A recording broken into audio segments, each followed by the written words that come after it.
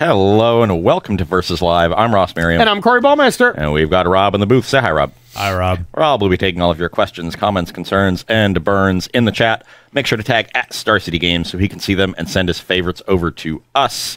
We are playing some Pioneer today. I know you got a chance to watch a lot of Pioneer over the weekend. I did, Casting the Mana Traders event, and there was a very interesting deck that did it quite well in that tournament, taking second place, a new spin on Mono Green Devotion. Yeah, you know, a lot different than the list that we've seen before, but this has been like a favorite of mine for a while.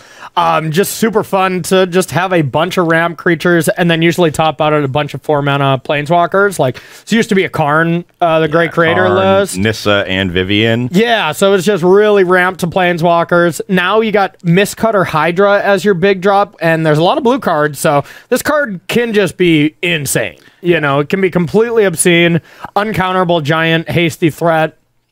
But also, you know, you just have these ridiculous Nykthos draws, and you also get Werewolf Pack Leader now, which is a nice little addition in this deck, because believe it or not, you can pump those creatures and trigger that pretty easily, even with just that on the board, you know? Yeah. So a much more aggressive version of the deck with Werewolf Pack Leader, Old Growth Troll, and Mistcutter Hydra, replacing a lot of the Planeswalkers. You still have your Vivians, because that plays well in an aggressive shell. And a bunch of creatures to search for Vivian, you know, just to make it easier where you don't sideboard a lot. Those are the kind of decks I love, you know? Yeah, didn't get rid of that aspect of it, even though Karn is gone. Yeah, exactly. Still, you know, I don't even know how many of these creatures we usually target that often, but you know what? We're going to find out today. Yeah, so we're going to be playing a Gauntlet with this new version of Mono Green Devotion. Yep. Try to see if it has, you know, if we think it has the chops to become a player in the emerging Pioneer metagame. Yep. First up, we're going to be playing it against Mono Red.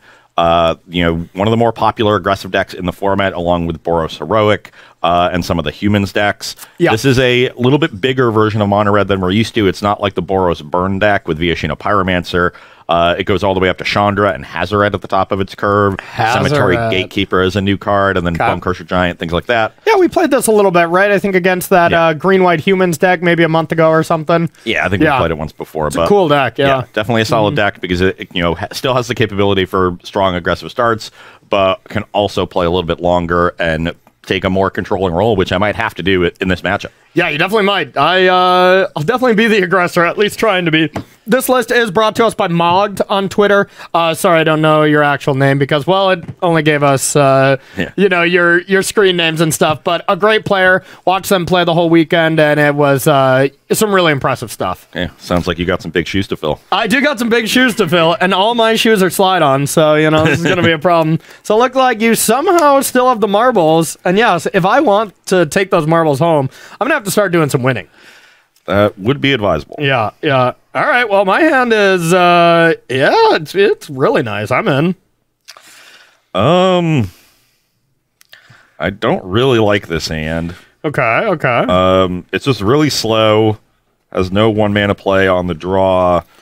Okay. Even though it's like a reasonable mix of lands and spells, I just don't think this hand is. So before you show enough. this hand, I'm guessing I would have snapped up that. Oh yeah. 100%. Okay. I think I might be wrong. Like, I think I might be wrong to mulligan this, but I'm going to. Okay. Let's see it. I got 4 mountains, 2 gatekeepers, and a bone crusher. Yeah, actually, I think I think I would have mulliganed that too. That's pretty weak. Yeah. You know, just a bone crusher. Like if I have a Lana where I kind of get to do the damage with it for that first turn. I think if you were on the play, you'd keep though. Yeah. Yeah. Yeah, if I could just stomp a turn 1 elf. Yeah. Because now I get to play 8 of them. Elves galore. And I think the major thing from this deck that I'm going to want to figure out, you know, through the show of what's better is Llanowar Elf or Elvish Mystic. You know, there's similar cards, but one's got to be better. And so that's the main thing I want to figure out. It's Llanowar Elves. It is Llanowar? There's multiple elves in Llanowar Elves. There's only 1 Elvish Mystic. But here's the thing about that. Is like, value. If your opponent, like, cranial extractions you in some way, Llanowar Elf is the thing that sticks in your head the most. So if you ever side out an elf, you should probably side out Llanowar Elves, and then Elvish Mystic becomes the better elf. You're out of your mind. Seek help. Seek help. All right. I'm definitely going to keep this one, though. I'm not thrilled about it. Got to put one of the 4-drops back, and I think I'd rather keep the one that is interactive. All right, I have the worst elf. Pass to you. I will play a Swift Spear and attack for 1. I'll take it. 19. 19. You're up. Okay. Oh my god, that top deck is pretty good. This is going to be a turn. Burning Tree Emissary. Second Burning Tree, nick those. I top deck the second one, nick those. 5. And I can only play one of these cards, but so I don't get to totally. To be fair, I had this lined up, but this just added a 2/2, and then I'll use nothing for the 3 mana, but still pretty good.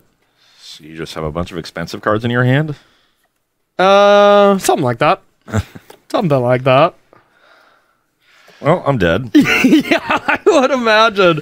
Is this God, is this what Magna's doing to people all day? We'll cast a 2/1 first strike creature. Pass the turn. You got it. You got it. Okay, well, I only have a land and I only have 1 card to play, but let's add 7, 8. I got a Mistcutter Hydra as a 7/7. That was my only other card in hand, believe it or not. And yeah, YOLO it. Trigger to draw. Block. Chomp. Take 12. I'm at 8. Fast to you. Wow. I have a feeling we might be playing a record amount of games in this show. A record amount of games. Well, because this deck, it really does smash, or it gets completely smashed. Like, I was watching the finals, obviously. Hey, not bad, not bad. Obviously, with watching the finals, that was the one match where Mono Green just got destroyed. Thing in the Ice is a heck of a Magic card, and that was a bit of a problem. So, all right, we're going to try to find some goods. Oh, no goods. No goods. Okay, so now it's kind of... I could just attack with this. Or... Yeah, my attacks actually are not great besides this. And if I want to give this up... If I had a follow-up here, you would very clearly be dead, but... I do not. So you could go 5, 6, yeah, so you still can't kill the... It has haste. Oh, it doesn't have haste. Yes, it does. Oh, yeah, it has haste. Mistcutter Hydra has haste. It's a weird little ability there. Yeah. Haste Pro Blue can't be countered. Yep. Honestly, when I double-checked it, I was like, wow, that doesn't have haste. But yeah, it totally does. I've cast enough Mistcutter Hydras in my deck. Yeah, have you... I'm just going to attack with this. I'm sad about it, but... Do I want to go to 1? Yeah, it's close. I'm very much regretting not having cast this Soulscar Mage on turn 1, which would have made this Chain Whirler much better. Remove that one, huh? Then yeah, because then I'd be able to triple block here. I think I'd... Yeah, if you were able to triple block and kill us, I'd be getting in there. That's a fact. Yeah. Yeah, the only reason I'm attacking with this is just because it's untouchable. I guess I'll go 1. All right. Pass to you. No follow-up. You know I have this. Okay. Chandra. Play a Chandra. Okay. I will plus for mana. Okay. And I'll play some chump blockers. Okay. And pass the turn. Okay. Scary, scary. Ugh. Well, now what do we do? Scary, scary. I could just, once again, just attack with the giant creature, but you could, like, kill with this. So I think this is the turn where I should kind of do something about it. So if I attack with just these two, you probably put this here. 3, 4, 5. Yeah, and you can't kill this. So I don't think there's a point in attacking with this. But throwing this away isn't the worst, since you can kind of Chandra it away and I get a new card. At this point, I think I need something else. So yeah, I'm going to do this and trigger. Okay. I'll put both first strikers there and chump Hydro the Swift Spear. All right, damage. Pass the turn. I cannot believe I'm in this game. Yeah, my hand is... It's been better. Let's play a Soulscar Mage. Okay. And then I'll minus on the Hydra giving it 4-1/-1 counters. So now it's a 3/3. Okay, yep. And now the battlefield is stable. Yep. I will pass the turn, I guess. Okay. Thought about attacking with the Gatekeeper. Maybe I should. Okay, I did draw a good one. Nykthos for 4, 6, 7, 8. All right, I have a Mistcutter for 7. Yep. And now what can I attack with? It's probably only that. You could just triple block. Yeah, I'll just attack with this one. So I could quad block and lose the 2 first strikers and one of my Soulscar mages to trade for this Hydra. But then I'm looking at 2 1/2s against Corey's board of a 3/3 and a 2/2. But I am going to see 2 cards next turn. I'm seeing 2 cards right now, so advantage me. The other option is to just chump and hope to find something. Like any burn spell really would be great. Yeah, because it even gets a shock, yeah. Yeah. I think I'm going to go for the chump route. Not Pass sure to if you. that's right. Yep. I really wish that your cards were blue. This game would be a lot easier if these were all just blue cards, you know? Yeah. Well, that one was not a good draw. Okay. For some reason, there's one snow-covered mountain in this deck. I don't know why. Why? I was going to say. So, I've been on Commander Versus, and the CEDH website, that's not great for you. The website that they give you, they do the average of all these Commander decks, and some of them are just people put in all snow mana because they like it or whatever. So you just randomly get one snow-covered land in those, but yeah. All right, I took 2. I'm at 16. I do it. That was... Oh, was I... I do it 19, just from the turn 1 Swift Spear. I had myself at 18 for the chain. Oh, yeah, the chain too. Yeah. Okay. An above average draw. Yeah, I don't think there's a way you beat that one. Yeah, Vivian is killing me every time. Yeah, just giving trample. Just giving trample. I was drawing another mountain next turn. Well, when I had 3 cards in hand, I think you knew it was in my hand, but it was lands. But still able to come out of it. But yeah, wow. I was going to be sad if that opening draw lost. Turn 2, on the play. Double Burning Tree, Werewolf Pack Leader. I could have played, a 4/4 Mistcutter as well, but I figured it was better to wait and then go absolutely ham. To wait and set it yourself up to start drawing cards, I think is better. Yep. Want to just do straight to sideboard, or since this deck is so fast, you want to do 2 pre? Because I bet we'll be able to do best of 5 for all of them. Yeah, let's do a set. Okay, cool. I just wanted to play another game right now. I'm loving this deck so much. I think I might have to make a YouTube video or something about this. This deck is sweet. Robert, do you have any fantastic questions for us? I don't at the moment. What?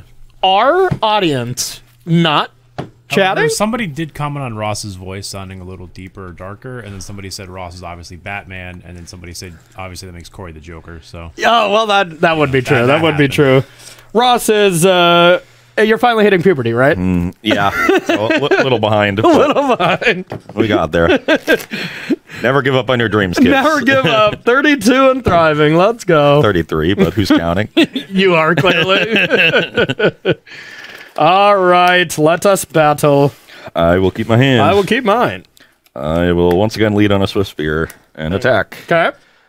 This time you were on the play, though. Yep. This deck does seem like a deck that shines on the play. Maybe doesn't do so much on the draw. But I get a Mystic, and I'll pass to you. The better one drop. Attack. I will take it. Before damage, I will stomp your Elvish Mystic. Wow, rude. Actually, I prefer that over just waiting a turn and then getting Chain Whirled, So it's pretty clear you don't have that at least. So you take 2 to 17. Yep, I'm at 17. I'll play this Forest, and I have a Pack Leader, and I'll pass to you. 2 mana, 3/3. Wall of Text. Yeah, just gonna play a Bone Crusher and pass. Okay. Stompity stomp. Okay, that's a magic card. That's a magic card that can be in a deck. So let's see what we want to do. I think it's just this magic card. But that's kind of spicy as well. It's the same kind of like color pips. I'll be using my mana no matter what. What you got over there? Got some options here. I'm just going to put the old growth tro, and I'll pass to you. That's pretty good. Yep, it's a good one. So old. Such a troll.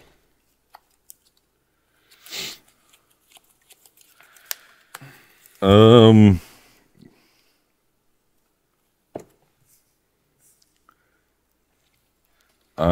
will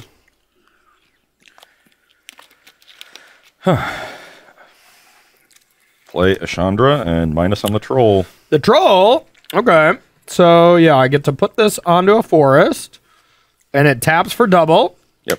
And I can make a troll if I want. Pass the turn. Okay. Not going to attack here. I want to protect this Chandra. Okay. And how does this work with Nykthos? I don't think it works the way I want it to, right? No, I Turn mean... to the battlefield. If it's on the battlefield. It has those pips. Really? Yeah. That doesn't seem right. But, I mean, I'm happy about it, but... Okay, so I just have 5 pips for Nykthos here, which seems so you can make good. 7 mana. Yeah, 7, well, 8 for creatures, yeah. Wow. And actually, I can probably... I can do one... This is kind of free if I play an Oath. Yep. So, Oath, we'll take a peek. I'll pick the Ooze of the Scavenging varieties. That is not free. Another 1-drop is. So here's 2 mana. Into 6. Into 6 mana. Into 7. So now it'll be 8. You have 6 for creatures and 2 generic mana. Okay, so 8 mana. I will... And activate ability. So you can scooch with that mana. Klex. Ugh. Wolf Pack Leader. I'll declare attacks. Vorinclex at Chandra, I guess. It can't be killed, and I don't want you to have help to kill Chandra, even though, like, you can't tick it up, essentially. Well, you still get the ability, right? You just don't get the counter. I honestly don't know. Well, then I'll attack it so we don't have to deal with that. And then this coming at you, and I'll trigger to draw. Block the pack leader, I guess. Okay. Chandra is dead. I'll pass to you. I'll be Klexing on you. And you only know I have this card. It doesn't work that well with Vorinclex or anything.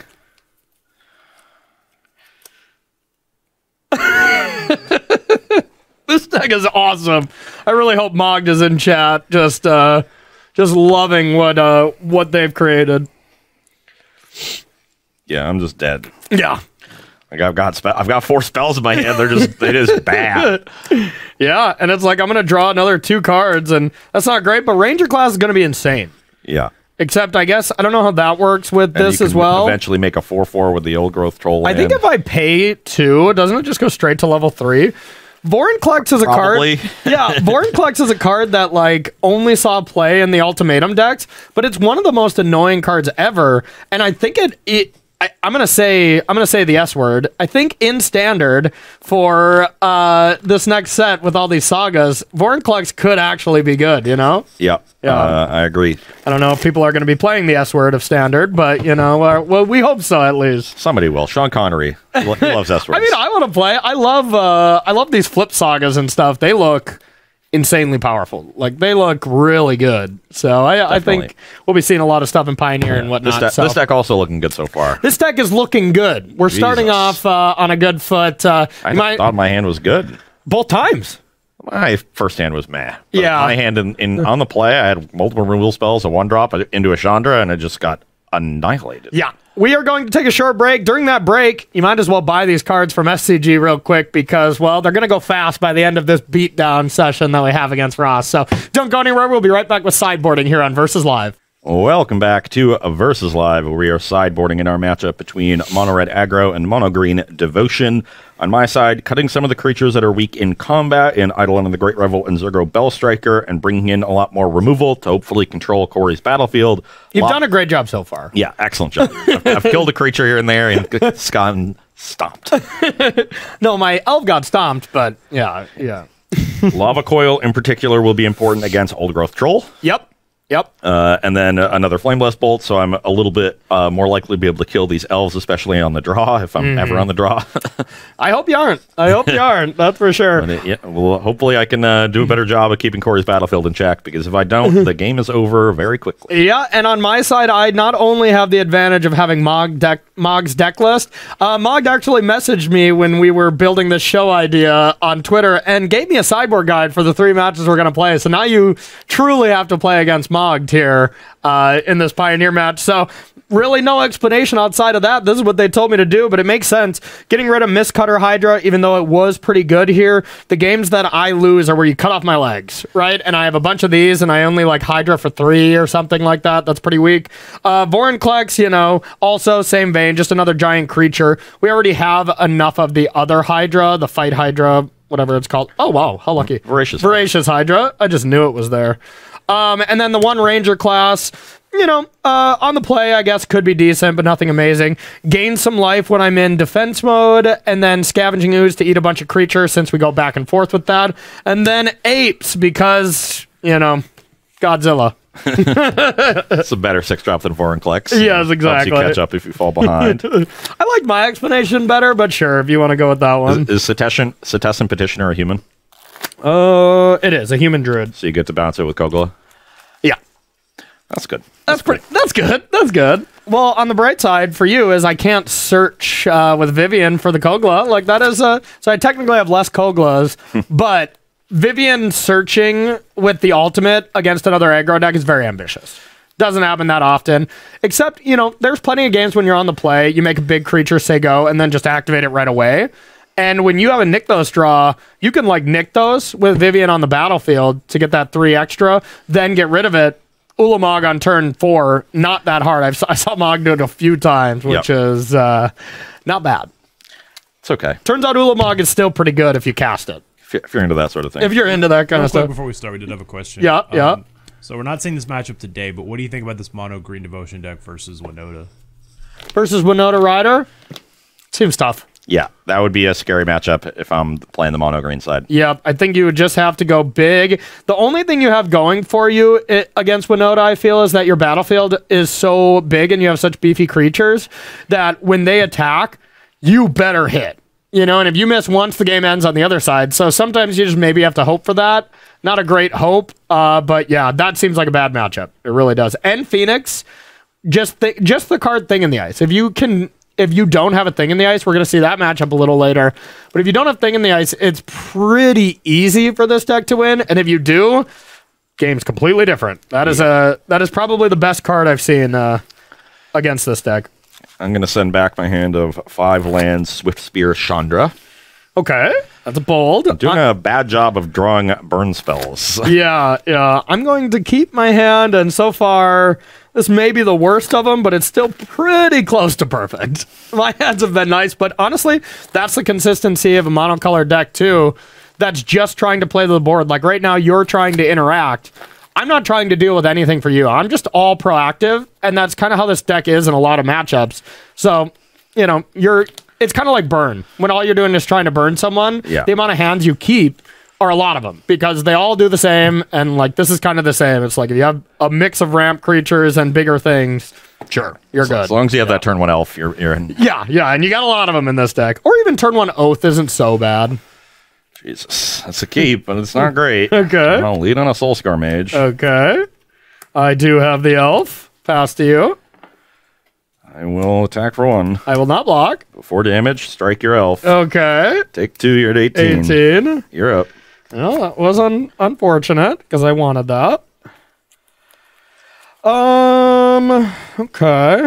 And you get to play a creature land, though. That's kind of nice. Lair's a nice addition. I think I just want to oath. Okay, happy about that. Boink. Now I can either take An untapped land to be able to do something else or take the good card. That's the dilemma I'm focused with. Okay, so that is 3. I think I will be safe on this one and pick the forest. Because then I have another Oath. 1 mana Anticipate. Okay, I kind of got my other option there of Vivian, and then I will pass to you. What did you take off the first one again? Forest. Yep. Just know you have a Vivian. Yep. My draws have sucked. Attack you for 1, play a Soul Scar, and pass. I'm at 17. Okay, let's see. I'm going to cast a Burning Tree Emissary. Trigger. That resolves. Okay. I'll use that 2 mana to nick those. 3 green now. Didn't add anything, But but cast an Old Growth Troll if you ask it. yeah, I don't have one, but I do have a Scavenging Ooze, and I'll attempt to eat this. That resolves. Okay. I'll gain a life, and I'll pass to you. I'll go to 18.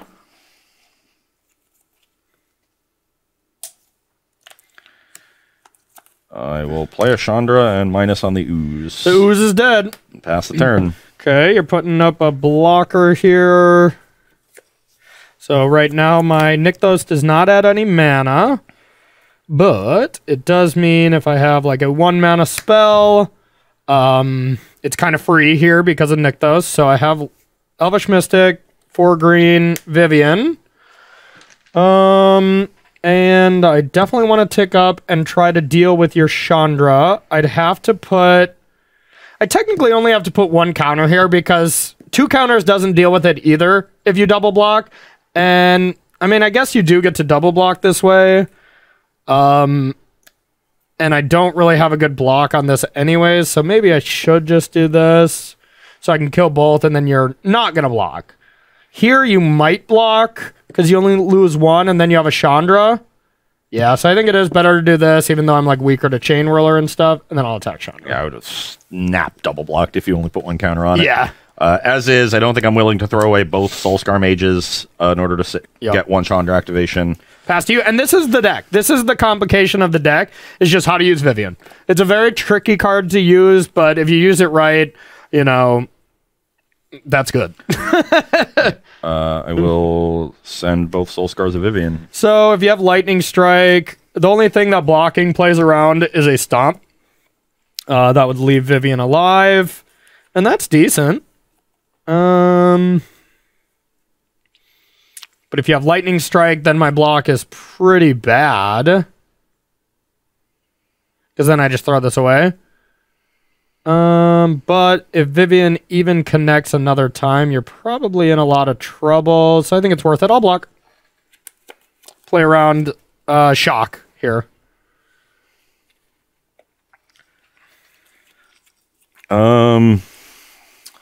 Guessing that's what's in Ross's hand. You have 2 cards in hand? 2 cards, yep. One of them's a powerful magic card. And one of them's the most powerful magic card. Go to damage. Okay. Vivian to 4. I'll play Mountain and pass. Okay. Okay, that's completely obscene. I'm going to attempt to put counters here. Yep. Okay.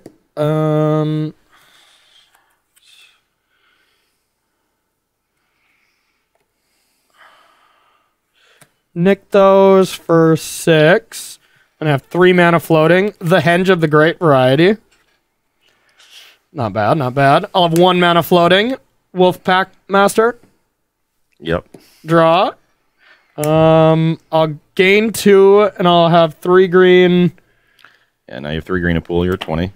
Burning Tree. Counter add, so I'll still have 3 green. Green, red. Yep. So go down to green, red. I'll have no mana floating. Draw a card. I'll attack.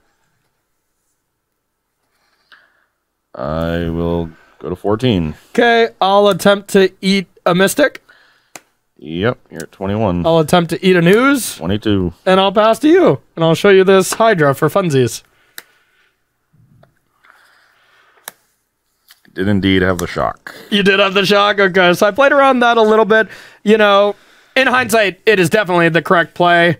Because I get to get the henge out a little bit. But if you were to kill this, the henge, I think, could still come down. But then that's it for my turn. But still, I think that was probably enough. Wow. Jesus. This deck is sweet. And getting annihilated. I think this might replace my Fire's Luca deck as my favorite deck, because I love devotion-style decks. Like, even in Historic, that was the one deck I played a ton of, too. Pretty cool stuff. Nykthos is quite the card. Nykthos is an amazing card, and it's kind of surprising to me that no other deck can play it. You know, I haven't really thought. It always has to be monocolored deck, you know, but there's... I never put any thought into the card, but I think it's criminally underused if it's only used in this deck. Like, there was the white devotion deck back when Ballista was legal in the format with Heliod. Oh, the Heliod. That played Nykthos. That's a good point. I'm sure people have tried, you know, other versions. They just work so well with mana creatures. And, like, really the only good mana creatures are green, huh? So that's kind of strangling them. And you get Burning Tree Emissary, which is great. Yeah. So you could try, like, a mono red devotion. Yeah. You know, with Chain Whirler, Burning Tree, but the mana sinks for mono red aren't particularly good. Yeah. You would play like Mizium Mortars as your removal spell. You would play maybe like Storm Breath Dragon or some other like, big red creature, but sure. And then you get to play Fanatic of Mogus. What's that one? So 3 in a red, 4/2. When it enters the battlefield, it domes your opponent for your devotion. Oh yeah, sure. Yeah, all that just doesn't sound as good. That's for sure. Yeah. This is definitely more explosive. All right, Rob, you got any questions? All right, a quiet chat. They're in disbelief. Mono Blue Devotion has never really made it into Pioneer at all, and that deck really was a bad Nykthos deck anyway. It only played one, and I honestly, looking back on it now, I just don't think we should have. I think you should have just been another island. Yeah, the amount of times you need to cast the triple blue card and you brick because of it, like, is actually a big deal. So, all right, let's play game 4. I got high hopes for you. Okay, this hand is not that great, so I have some hope for you. Same here, but it's a keep. Okay. Swift Spear attack. All right, it's been working well for you. 19. I have a Elvish Mystic, and I'll pass to you. Attack for 1. No blocks. You're at 18. Okay. I will play a Cemetery Gatekeeper. Okay. You're up. All right, no burn spell this time, so I'm kind of afraid of the chain. And I'm gonna go with Oath of Nissa. So I got land and a good card. What do I want more? I think I really need land here because I'm going to be kind of behind if you have a Chain Whirler. So here's a castle. And I don't have another land. So I'll play this and I'll pass to you. Interesting. I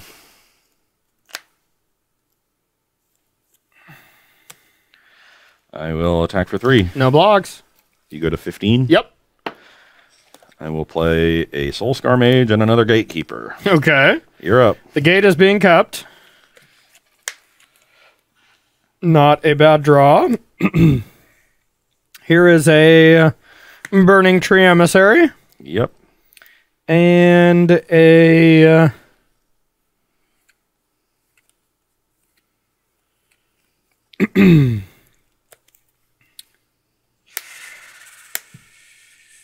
I think I'm going to go with a 2/2. So this is close. I do have a good fight. You know, I have a good fight. Kill one of these, or make it a 4/5 to get it out of Lava Coil range. All close. I'm going to try to make it a big creature here. I think I value that a little bit more, playing around one removal spell, but I could be very wrong. Well, I do have the Lava Coil, but thankfully Soulscar Mage makes it effective still. Yeah, that's true. I got no one, though. And I'll attack for 8. Okay. Yeah, I'll take it. Brings you to 7. Yep. I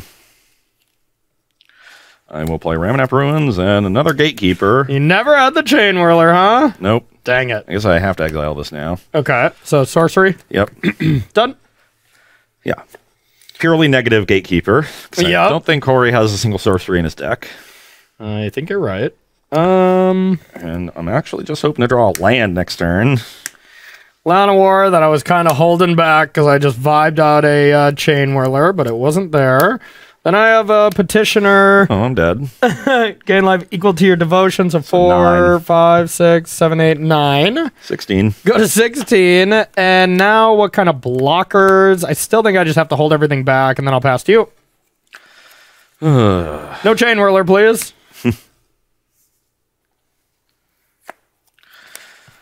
It was kind of what I wanted. A land. Yep. Okay. Firing it up. Yep. Okay. Do I want to get in with the 1/2s? I will align my blockers. These are definitely getting in. Okay. You've got what? Just if I these. get in with these, and you just go to eat them, and then maybe like trade for the 1/1 and chump and take 6. Probably don't even need to trade. You don't even really need to chump. You're at 16.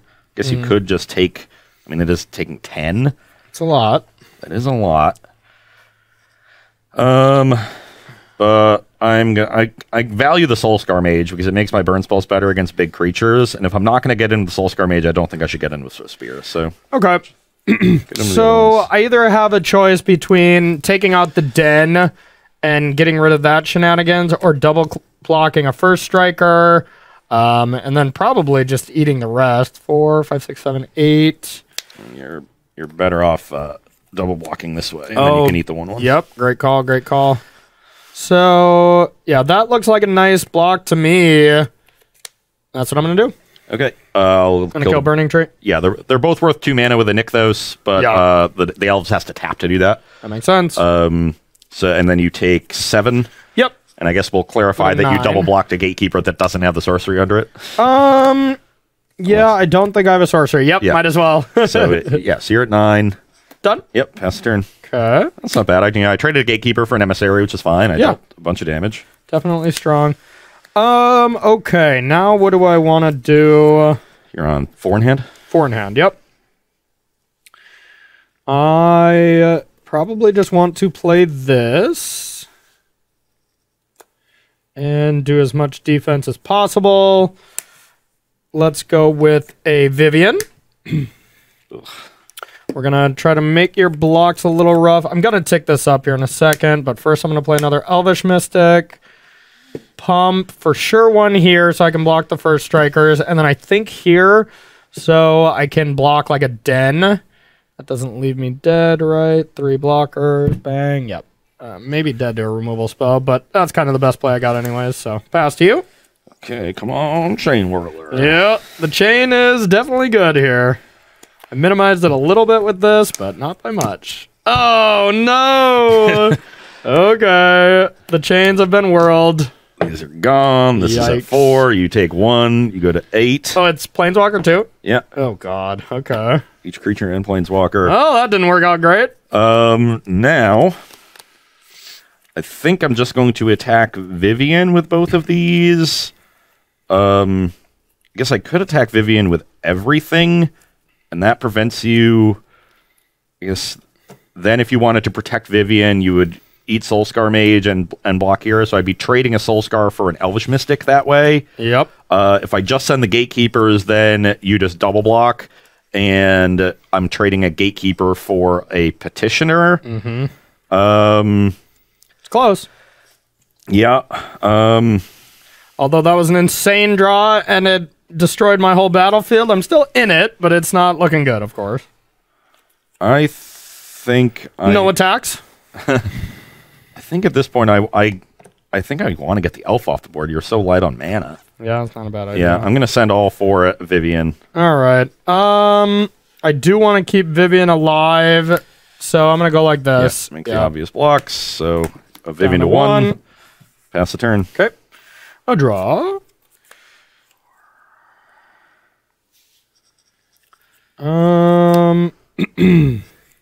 Gonna start off with an Oath, hoping for like an old growth troll or something. Those are not old growth trolls, but Are they Oath Gold Trolls? It's another Petitioner. I see Corey counting his devotion. yeah. I am indeed counting my devotion. So it's a Nykthos, which adds me a ton of mana, or Llanowar as like my only blocker, but I kind of want this to be a 4/4 anyways. Nykthos puts me up to 6.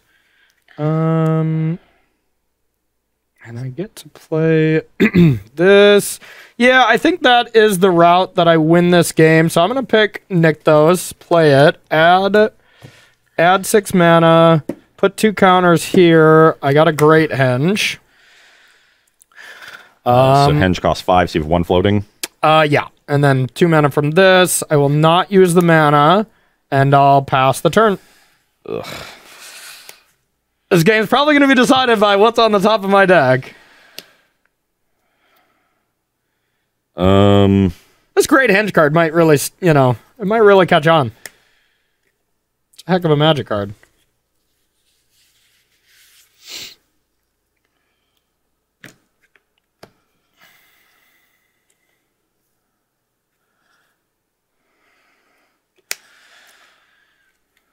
I will...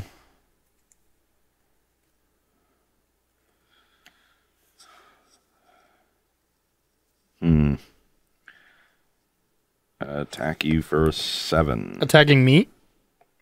I think I should attack this Vivian. Probably needed a brick anyway. Yeah, I'll send the Gatekeepers at Vivian and Whirler at you. Okay, since I can't save Vivian, I'll just try to block the bigger creature. Real play with fire. Yeah, so. and it didn't matter what. If you had any removal spell, you were able to kill my thing there. So, yeah, I'll lose everything. Okay. Pass the turn. Gain 2. Go to 10. Come on. 1 brick, please. Creatures. That's a creature. I'll go to 12. Draw. I will play an Oath.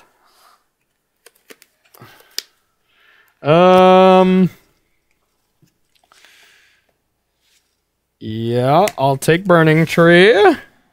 I'll play this land. I'll leave up Lair, I guess. Maybe I can activate. Trigger, draw 2 mana. 7 green. 7 green. I'll go down to 4 green. Old Growth Troll. Draw a card. Sank Petitioner. I'll go to 1 green. That's 12 life. You're at 24. Yep. Oh, and I only got 1 mana, so I can't activate this. I guess I'll just pass the turn. I think I might have found the clip of the day. Yeah. Just break 1 turn. Well, it went Werewolf Pack Leader into Burning Tree Emissary into Old Girl Troll into this in the perfect order, too. Like, I would have taken that off the top. Don't get me wrong, but... I'm at 24 life points. Bang! I'll exile the Petitioner Probably in the graveyard. a creature. That's a good call. Pass the turn. All right, I've got 9 power and first strike, but you could probably just start attacking me with the Lair. Yeah, I guess the key here is just going to be to find a Vivian. Yeah, I'm going to add a giant Voracious Hydra. What do we got? 3, 4, 5, 6, 7, 8, 9, 10, 11, 12 mana.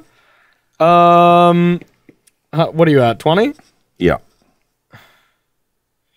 Okay, I'll make this an 11/11. Yeah, I'll make this an 11/11. I'll attack with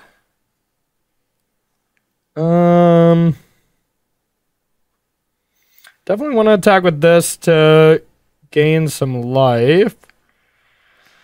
You could probably first strike away. This.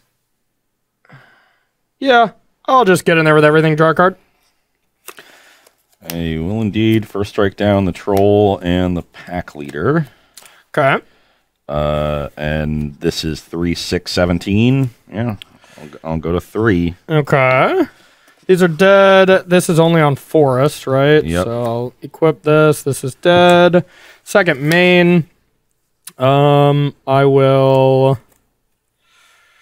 play Nykthos. I'll get rid of this. I'll add 3, 4, 5, 6, 7, 8, 9, 10. 10 mana. I'll go down to 7 mana. Take 2. Old Growth Troll. Yeah, I gained 2 as well, so it evens out. So you're still at 24. Okay, and then So 7 floating. I don't have anything else to do with my mana, so I'll pass the turn. I'm at 24, you're at 3? You got a good one? Monastery Swift Spear. Bang! You're up. Okay, I'll untap. I will draw... I'll draw a magic card. I will tap Nick those for... What do we got again? I should probably keep track of this. 5, 6, 7, 8, 13. 9. 13. So I'll have 11 floating to Scavenging Ooze. Take 2, please. Yep, 22. 10 floating. Take 2, please. You're welcome. You're 20. 10 floating. 9 floating. 18. 7 floating. 16. Okay. I'll eat 6 creatures, gain 6 life. So I have 0 mana floating. You had 7 floating, I thought. I think it was 6. 6. Yeah. Whatever. So here's 6 life. So that brings you to 22. Yep. This is now on 7 counters. And I think I'll just wait this turn and not attack. Chat bringing up a good point. We may be verging on the edge of abuse here. Yeah, this might be, but I still can't attack this turn, so I'll pass to you.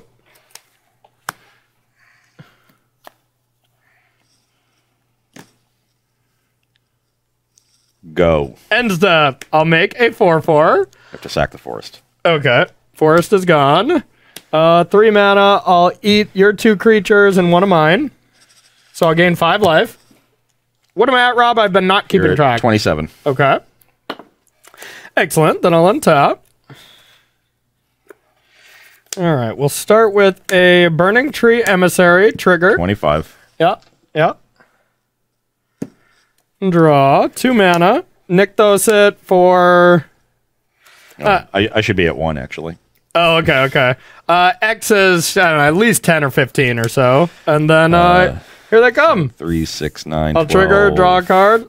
Yeah, you have 17 devotion. God, my hand's terrible, though. I'll sack Remnant Ruins. I'll take 2, yeah, yeah. 23. Absolutely, 23. Wow. I thought you were going to win that game, I'm not going to lie. That was a lucky great henge turn. Let me get all this dice.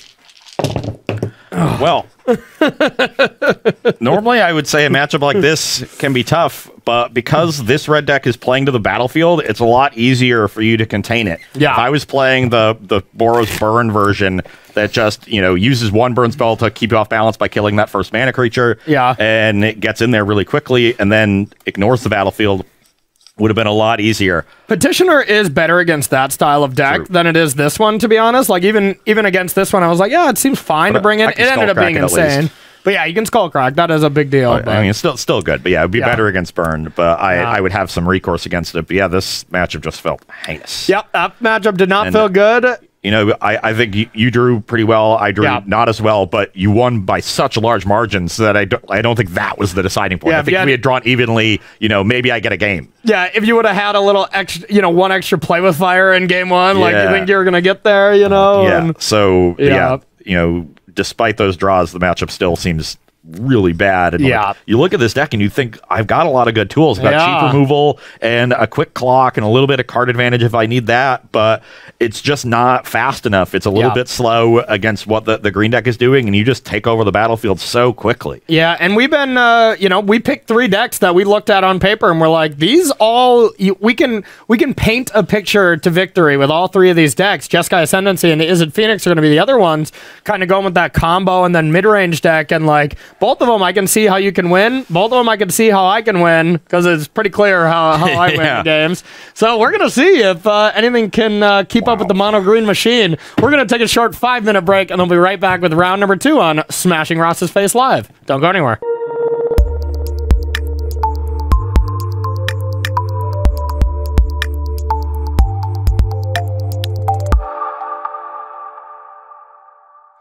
All right, everybody, welcome back to Versus Live. My name's Corey Baumeister. And I'm Ross Merriam. And we got Rob in the booth. Say what's up, Rob. What's up, Rob? Rob will be taking all your questions, comments, concerns, and burns. Make sure to take at Star City Games, and he will get those favorite comments sent over to us. We're doing a little Pioneer Mono Green Devotion Gauntlet just to see, well, see how real the deck is. You know, kind of testing against 3 different styles of decks, aggro deck, a combo deck, and then the king of mid-range decks. Is it Phoenix? Will be that last match. And, you know, we looked at all 3 decks. We didn't want to, you know, do what I would consider super easy matchups, maybe like vampires or something. This deck probably goes way over the top of those style of mid-range decks. That it seems kind of trivial. There's probably plenty of other matchups that are quite easy for the deck, but wanted to test it against decks that we see the path to victory that those decks could have. And Mono Red, so far, not it. Did not see a path to victory in those games. No, no. That path to victory was purely theoretical. It was purely theoretical, and that's exactly how it played out. So the next one, I'm going to be playing Mono Green up against Jeskai Ascendancy. You know, best combo deck in the format. Just one of the best decks. Agreed. One of the best decks. I believe this would be one of my top choices if I was playing this weekend in a Pioneer event, and mine would have been until we started this, but it's so consistent now with the added cantrips, and Treasure Cruise is probably the most powerful card in Pioneer. Yeah, I would say now that considers in the formats, and this is this and Is It Phoenix are the 2 premier Treasure Cruise decks. Yep, makes sense why they're at the top. And historically, ramp decks have been very bad against combo. Now you're a much more aggressive version of Mono Green Devotion, so that gives you a lot more play in the matchup. You can just come out the gate swinging, fire off a big Mistcutter Hydra, and put me under the gun very early. So it's going to be the onus is going to be on me to find and assemble the combo very quickly. Yeah, and you got good removal for my Hydra though, for what it's worth, for all the Hydras. Yeah, Portable Hole and Chain to the Rocks always work on it. It's on the battlefield. X is 0, so it's a mana value 1 creature. So. That interaction I think is going to give me an edge here. If I lose this matchup, I will be surprised and impressed with Mono Green. Same on both accounts. And the only thing that I think that has me going for, or that has this Mono Green deck going for it, outside of just what you all said, it's just a good deck, but Vivian Ultimate is a real thing against you. Especially if I'm on the play, just tick it up once and then generate a ton of mana, Ulamog you or something, take 2 lands, and you're probably dead. But Extended Mindbender potentially. Yeah, exactly. I got all kinds of goods in there, and half the cards I know what they do. Half of them I've never seen in my life. Well, not a good start from my side here. If this was a 1-lander with like a breeding pool and I could find any land into the Caryatid with this opt, then maybe, but turn 1 Sulfur Falls tapped with no second land is gotta love it. Not good. All right, well, this hand is pretty awesome as well. Obviously, I don't interact that well with what you're doing, but it does the other thing. It does the proactive thing. It interacts with my face. It interacts with your face, yeah, quite favorably, actually. A few punches here and there. So, since Chad didn't have any questions, I got questions. What's your favorite Kamigawa card so far that you've seen?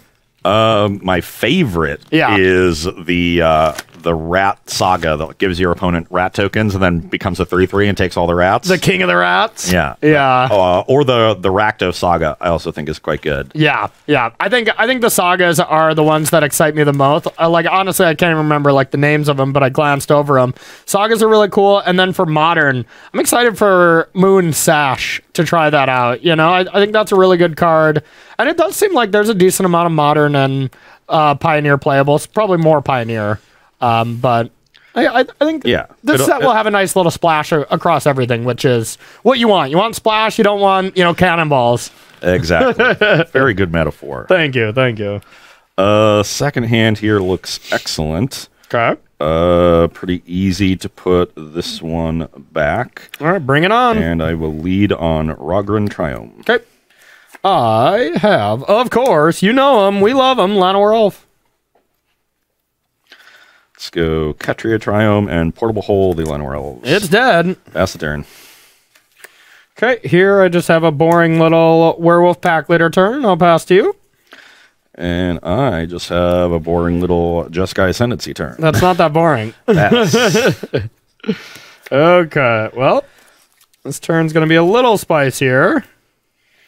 It'll start with the attack for 3. And we'll see if I just get to live, though, here. I got Burning Tree. Yep. I got Burning Tree. I got Werewolf Pack Leader, and I'll pass to you. I drew the second one, so I couldn't cast Burning Tree into Werewolf Pack Leader last turn, unfortunately. Okay, I will. You're not dead. Okay, that's good. Let's see if I can set up to kill you next turn. So your attack is for 10, potentially 12 with a land. Yep. So I definitely am getting another turn. I guess Mist Cutter would be a plus. I guess Nykthos Mist Cutter would kill me. Yeah. Because that would be an 8 Mist Cutter. That'd be 18. That'd be awesome. Okay. So if I find a carry added, which is what I want anyway, or even a removal spell, I'm definitely getting another turn. Okay. So let's start with an iteration, trigger Ascendancy. Yep. So draw, discard. I will discard Sacred Foundry. Okay. Resolve that iteration. And this is pretty easy. Let's put that one there, this on the bottom, exile a Chain to the Rocks. Okay. What you want dead? Then I will, this Breeding Pool tapped, and I will chain one of the pack leaders. That makes sense. Now I am not dead. You get to trigger that, right? Oh, yeah. Yep. Off the chain. I guess I'll keep this in my hand then and see if I want to discard it. And indeed I do. Yeah. And then I'll play a Glacial Fortress. Okay. Pass the turn. All right. Well, I only have a turn that probably sets up for lethal next turn. I will target one of each of these. Yep. An attack for 9, draw a card. Yep. I'm at 8. All right. That's it. That's all I got. Put lethal on the stack and hope you can't kill me. You killing me begins with Sylvan whatever, I imagine, but... Which I do have. Okay. Sylvan Awakening. Okay. Trigger this. Yep. I will discard a Growth Spiral. Okay. Then I will cast an Opt, so that now they're all 3/3s. Yep. Untap. Loot. Yep. So that's 6. Discard Portable Hole. Okay, I think even Opt. Portable Hole is probably lethal, so... Bottom there. Yeah, this is a product of who went first, it looks like. Then I will play a Jeskai Ascendancy, so that's 2 triggers, and I'll float a blue. Okay. Untap, so now they're 4/4s. Okay. Discard Glacial Fortress. I'll go up to 5 blue, and I'll play a Treasure Cruise. 2 loots, and they're 6/6s. Yeah, just the Treasure Cruise pumps for the Ascendancy is enough. Yeah, I was like, that Portable Hole, I'm pretty sure that you discarded was lethal, so, yeah, that's not great. So I was almost running out of gas, because my top 4 cards were lands, but then I was hitting another Ascendancy. Loot twice. Find a Sylvan Awakening, I guess. Loot 3 times. I guess play the, yeah. Loot 3 times. Find a Consider. Yeah, that probably would have been good. Then loot 3 times. Yeah. All right. Well, I mean, honestly, that was the product of being on the play. I had you on the draw.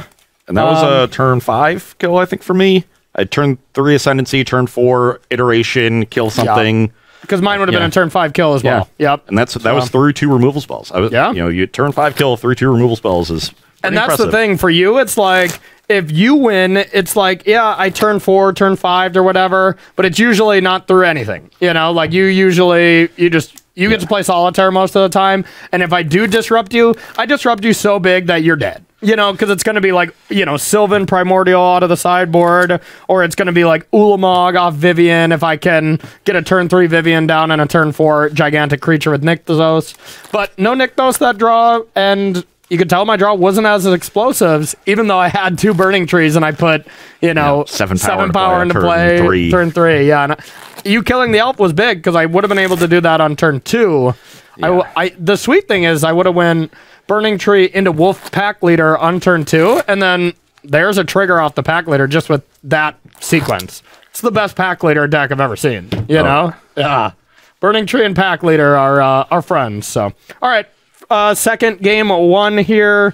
I'm on the play. It'll be pretty convincing if you get to 2-0 me here, so I need this one.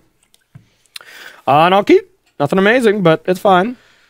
I will... keep as well, I guess. Okay, I got an Elvish Mystic, and I'll pass to you. It will go to 18 and Portable Hole the Elf. Jerk. Pass the Hoping turn. you didn't have an untapped white source.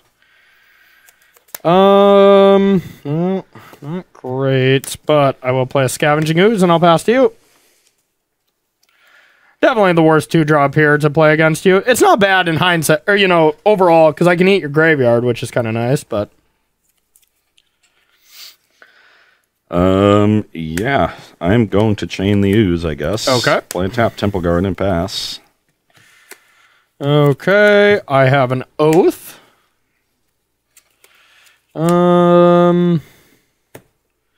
Now let's go with Burning Tree. And I have a land, a Burning Tree, and a Sad Elf. Pass to you.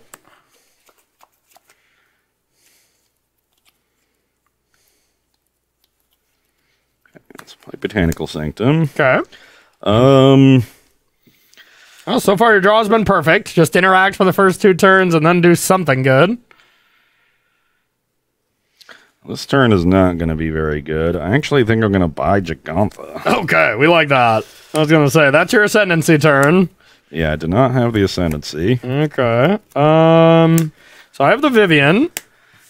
Oof. Yep, that's going to be my kind of my topper. And now it's like, do I want to spread it out or do I want to put them all on Burning Tree so I have mana? Then you get to do a peek on like what we can draw. I get to read some of these cards like the Teresk. Okay. Wow, okay, that's a Magic card. It's a good addition. Not going to be good here, but okay. How do I even cast this? For 8 mana. Oh, you just hard cast it, yeah. Oh, okay. I was like, I always look at the emerge cost, and I'm like, that's all I can do. It has a casting cost. Yep, that's impressive. Okay, so I got lots of stuff. Nothing is amazing. And I need a lot of mana to make some of these work. I don't think there's any effects that, you know, Deafening Clarion kind of things. So I think for this one, I am going to put here anyways and attack for 5. I go to 13. I took 2 off the Sacred Defender. And that's it. Oh, okay. Yeah. I just didn't change life totals, and then I'll pass. So this is going to be 7 and 9, so I am dead in... A couple turns. Yeah. Excellent. Excellent. Okay, that's a good draw. Don't like that. So I think that means we've got to go Rogran Triome, Sylvan Caryatid this turn. Okay. And then I'll pass. The old Caryatid, eh? Okay. I probably just want to tick up again, try to maximize my damage, play a card, and just put you under the gun in that situation. So, yep. Let's put counters here. Yep. Only 2. I'll attack. So that's for 7. I'll go to 6. And then I will make a large creature. Not even that large, but I'll double it. And I'll pass to you. All right, I hope I'm not dead. On your end step, I'm going to cast this Opt. Okay, makes sense.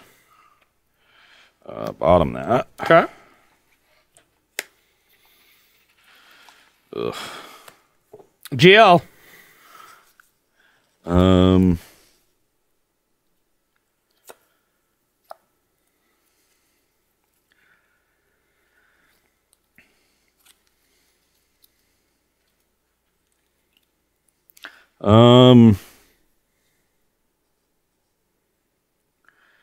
So this is 11 you have right now.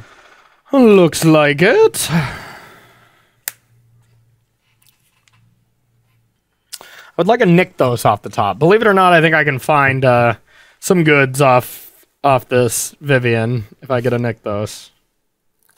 Play this, blow up a land, blow up 2 lands, get my Scavenging Ooze back. Not bad. I think that's how you would do it. And unfortunately, that's really bad for me. Good. But I don't think I can do anything else. Okay. It's the only way I guess I could try to hit removal spell. Yeah, removal spell would be really good. But I guess it won't be good enough. Yeah, I can't opt into Portable Hole or Chain, cast it, and cast the Gigantha this turn. Okay. So I have a land. But that's only 6 mana. That opt one, and removal spell plus Gauntlet is 7. Yeah. So it's actually not good. So I just have to play Gauntlet and hope for the best. I get to live this turn, but I'm gonna lose both creatures. Okay. I wonder if that changes your living situation. And I am just not sure how I win. 3. Yeah, I think this probably does it. A hasty threat. I have 2 blockers. You have 4 3-power creatures, and I get to pump there. So even without the Vivian, it's lethal. Yeah, and I'm guessing there was something I could have searched for that locked it out too. Yeah. If I was able to keep one of these around and live for a turn, I could hit Jeskai Ascendancy and win. Yep. And even if you were going to play Ascendancy, even the last turn, this deck has that under wraps. As long as I have Vivian. If I have Vivian on 5 and you don't have an Ascendancy when you're untapping, I feel very good. Yeah. Just because I can go find Outland Liberator, I can find... Liberator's a nice one because then you can kill it on my turn. Yeah. Oh, that's a good... Oh, I didn't even think of that. That's what I probably should have did to make sure I didn't die. I totally didn't think about that. That's a really nice one. Or just Rex Sage, Yeah. But the awkward thing, if once you have the Vivian there... and I have to Jeskai Ascendancy and go off immediately, is that I need a lot. I need 7 mana. You need 7 to go off with Awakening, because you need to cast Ascendancy, cast Awakening, and then have 1 mana to start untapping. Yeah. But yeah, and then you go ham, but that's 7 mana. That makes sense that Mog was saying, the deck can just be faster. That was on the play, and I honestly think that might have been one game I still might have won on the draw.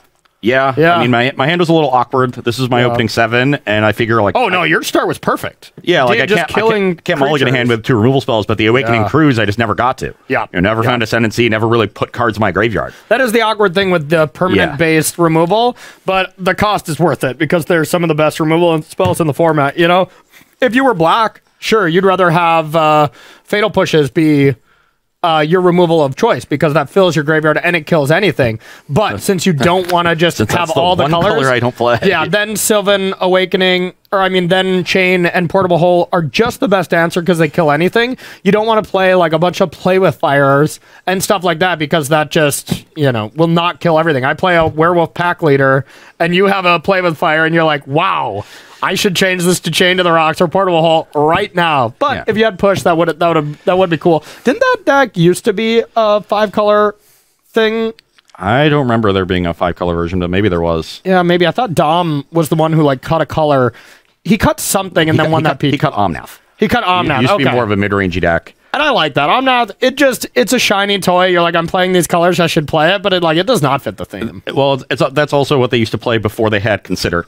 Yeah. So their cruises weren't as good. They needed more mana. That mana from Omnath can be really good. But it's so hard to get. I mean, you have Growth Spiral, I guess, but it's just without a Fabled Passage, it's hard. I think they played Fabled Passage. I think you'd have to. Yeah. If you play Omnath, you better play Fabled Passage. Yeah. So, all right, that does it for our second match. We are split 1-1. We're going to head to the sideboard and see if this mono green Gauntlet can hold up or if Ross takes it down. So don't go anywhere. Welcome back to Versus Live, where we are sideboarding in our matchup between Jeskai Ascendancy combo and a mono green Devotion.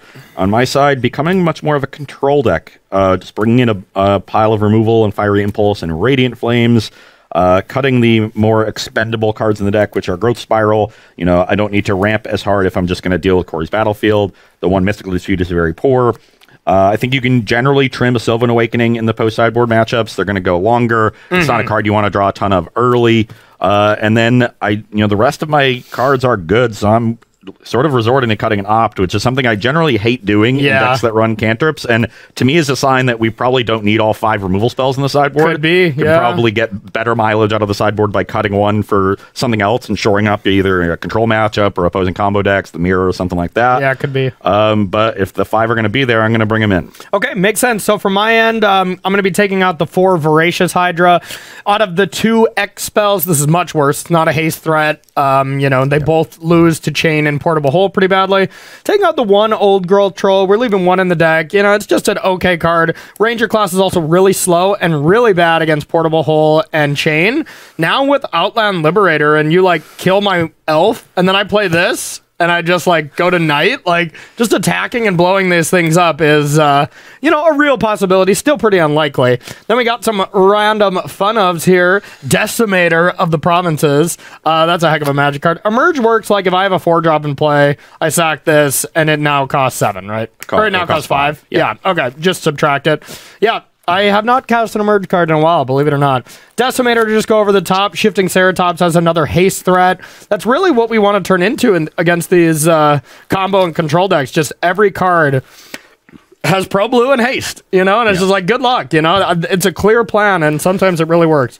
Another Rex Sage because, well, it's just phenomenal. All these cards are going to be great. And Sylvan Primordial to be able to blow up anything as well and search for a land. Pile of Disenchants and upgrading your high-end. Yep.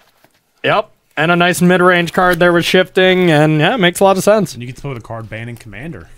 The Sylvan Primordial? Yeah. Yeah, I'm learning a lot about cards that are banned in Commander as I've been on Commander versus... Soul Ring, not banned. Not banned. Sylvan Primordial, too good. Get it out of there. Soul Ring in every deck. Yeah. Yeah, there's some unbelievable Magic cards in Commander that are like only Commander cards. You would be blown away. Like, I can't even think of a specific one, but it's like, yeah, if you have 3 opponents, it just does everything for you type of cards, and it's just like, well, in Commander, you will. It makes dinner, does the dishes, gets you a day for the prom. Pretty much. And I'm over here just attacking with good old-fashioned blue-white flyers and stuff. I don't know the keys and the secrets of all these cards, but I am learning. Chad. I think the secret is just turn 1 Soul Ring, right? Yeah, that's true. I never draw it. Believe it or not, it's like a your in deck, but you even have more cards, Rob.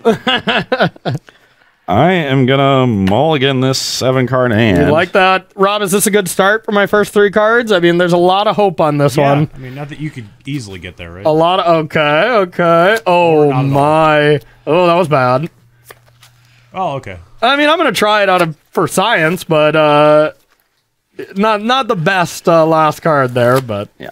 My 7 was 5 lands, Sylvan Awakening, Portable Hole. Get that creature in that portable hole. Your go. Carry it around like a Pokeball. Yep, pretty much. Yeah, not a card you want to be doubling up on here, but otherwise the hand is pretty good. Wait, was that Ross with a Pokemon reference? Oh my god.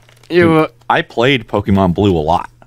Is that the original Game Boy, not in color versions? I had a Game Boy Pocket. I still have it. Yeah. It's colossal. The big one that's like, I mean, it's I didn't have the original Game Boy. I had the Pocket one. Oh, yeah. I played that OG one, and I played all those first Pokemon games. Yeah. Like, that's what made me fall in love with RPG games. It was like Pokemon for me, into Final Fantasies, and then pretty much into Magic as far as like my gaming history. But I loved those Pokemon games. They were my faves. I'm sure my dad regrets buying me and my brother a Game Boy and each a copy of Pokemon. Yeah. Keeps you off the streets, Rob, So many years in front of the Game Boys and the Xbox. Oh, yeah. Back when sitting too close to the screen would ruin your eyesight, so now we have virtual reality where they just put you right on your face, It's like, yeah, sure, parents. We don't believe you. I'm definitely keeping. I'm just thinking about what card to put back. And it's going to be one of these 2. Okay. One of these 2 has been declared. I think my first instinct just says this and keep the spell, but I think I need to make a lot of land drops in this matchup because it's just so bad to run an Ascendancy out for and let it get killed. Yeah. No, that makes sense. So I'm actually going to put that one on the bottom. All right, bring it on. And I will lead on Rogran Triumph. Okay. Yeah, that's a pretty solid draw. I'll start with Elvish Mystic. I think every game I've started with an elf, which is not bad. As we know, that is the key to victory. That is helpful. I'll play Consider. Okay. And I'll leave that on top. Okay. And I will play Sun Petal Grove and Chain the Elf. Lame. Okay. That's the turn. Lame. Oh, no. My turn was going to be sweet. Instead, it's not. I have a boring old Oath. And now what can we play? So I can get that 1 card in my hand. Or I can go for something bigger. I'm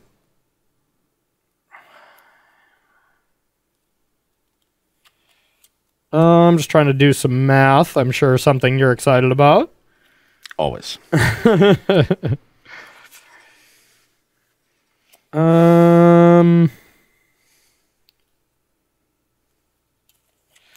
Okay. I think I will take Vorinclex. And then I will play a forest, and I'll pass to you. I'm pretty happy with that turn. Yeah, not powerful. I had the choice between another elf, but the elf didn't really do me that much, and I figured the Klex has a higher chance of doing something. So I will take this opportunity while I'm under no pressure to shotgun a Hallowed Fountain, going to 18, and buy Gauntlet. Okay, thank God. Not an Ascendancy. Then you're done? Yeah. All right, here we go. I was going to be able to do this last turn. It was going to be nuts. Burning Tree, nick those for 5. And I have a Vivian. And I'll put both counters on 1 to avoid Radiant Flames. And I'll say go.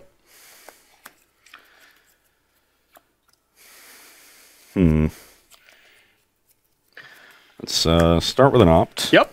We're doing the same kind of power level stuff.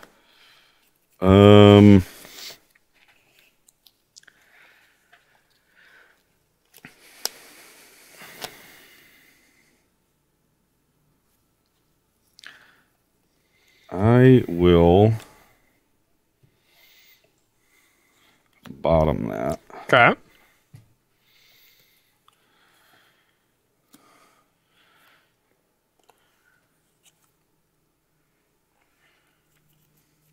Let's play a Ketria Triome and a Caryatid. Okay. And, God, you have... Am I just dying to this Vivian? 2, 4, 5, 8, 9. You're just going to mind bend me? Oh, I'll be doing more than mind bending you next turn. Yeah, I think I'm just dead. Yeah. So I'll draw. Now let's go with... So I'll start with 4, 5, 6, 7, 8 mana. I'll go to... This is kind of free. Go to 6 mana. Nick those down to 4 mana, up to 14 mana, right? Yep. And I'll get Ulamog. And I'll destroy this. And I'll destroy this.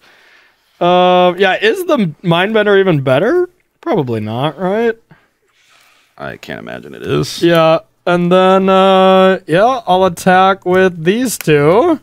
Walk the 2/2, go to 14. Okay, and I'll pass to you. Maybe I could have did that in a way where I could have got Vorinclex and Ulamog. I don't think so, right? 8. Vorinclex 2. Nope, I would have been a little short. I could have went Vorinclex and Mindbender though, that last turn, which is kind of absurd. Maybe that was better.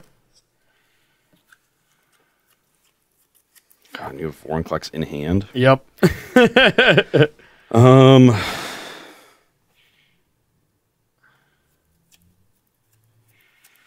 Yeah, I'm just dead. Yep, because you can block this, right, and take 4, 8, 9, 10, 16. Yeah, so it's just lethal with that, even if you had the Ascendancy. Yeah, I had the Ascendancy the entire game. I actually put Sylvan Awakening on the bottom of my library. I kept 4 lands opt Ascendancy instead of 3 lands opt Ascendancy Awakening. Yeah. Because I figured the Awakening is not going to do much if I just don't have lands. Yeah. But and then I played around Disenchant effects, in which you didn't have. If I literally just kept the Awakening and just jammed the Ascendancy on 3, I think I win the game. Yeah. I would have had land 4, 2 opts. Yeah, no, I was hoping you didn't have that. But yeah, my next turn would have been Vorinclex Outland Liberator with a mana open to blow up something. Wow. Well, we got time for another game. You know, these have been super fast, so It's just awkward. I don't like. I could have just done that, but I figured it with the number of disenchants that you have in your deck post board. And yeah, they're all in the main, like Vivian, but then not doing that gave me Vivian into obviously what just happened. Yeah. One of the giant things. So yeah, you played around one thing, got punished by the other one. By the sheer numbers, there's more Vivians than the disenchant effects, and maybe you just had to risk it, but Yeah, I don't know. That's tough. Well, I mean, you also need Nykthos, a bunch of mana to make the Vivian worthwhile, right? That's true. Yeah, because it was turn 3, so Yeah. it very more likely that I can actually just cast a Reclamation. Like if your battlefield was an Oath of Nissa and 2 lands, so like, should I play around you being able to Ulamog me in 2 turns, or have a disenchant? You know? The first 3 cards I looked at was Burning Tree, Forest, and I'm like, okay, then Oath, then Nykthos. I'm like, oh god, then another Nykthos, and then I needed something big, and Vorinclex was there to help. Yep, impressive stuff. Impressive stuff. You got any questions over there, Rob, while we shuffle up for this 4th game? We did have a question on if you think some of the new Neon Dynasty sagas will make maybe an Enchantress deck pop up in Pioneer, or do you think any of those are actually powerful enough to see play? I think the white one that finds a land and then you discard a card and return a 2 mana or less permanent. Yep. And then it becomes some sort of creature. I also just think the Elvish Visionary that's an enchantment creature will be very good in a deck like that. Yeah. So, yeah, maybe we could try an Enchantress deck in Pioneer. Yeah, you know, always trying to make Enchantress stuff work, and in Modern, I think it's just impossible. There's too much EEs, you know, every piece of removal can, like, also kill enchantments now these days. Like, Enchantress used to be insane when it was just like, okay, enchantments are the hardest to deal with permanents. Also had Argothian Enchantress that couldn't get, you know, had Shroud. Yeah, and I mean, there's the Shroud thing, you know, the Grove or whatever, but, you know, you just need too much to make it work. But yeah, Pioneer, definitely possible. I will keep my hand. Well, I mean, the upside's too high. I'm going to try it, even though it's not very good. Yeah, I'll lead on Rogern Triumph. Okay. Who? Oh, that was good. Okay, Lair. I got a Llanowar. Pass to you. Let's play a Fortress and chain the Elf. It's chained. Pass the turn. Okay,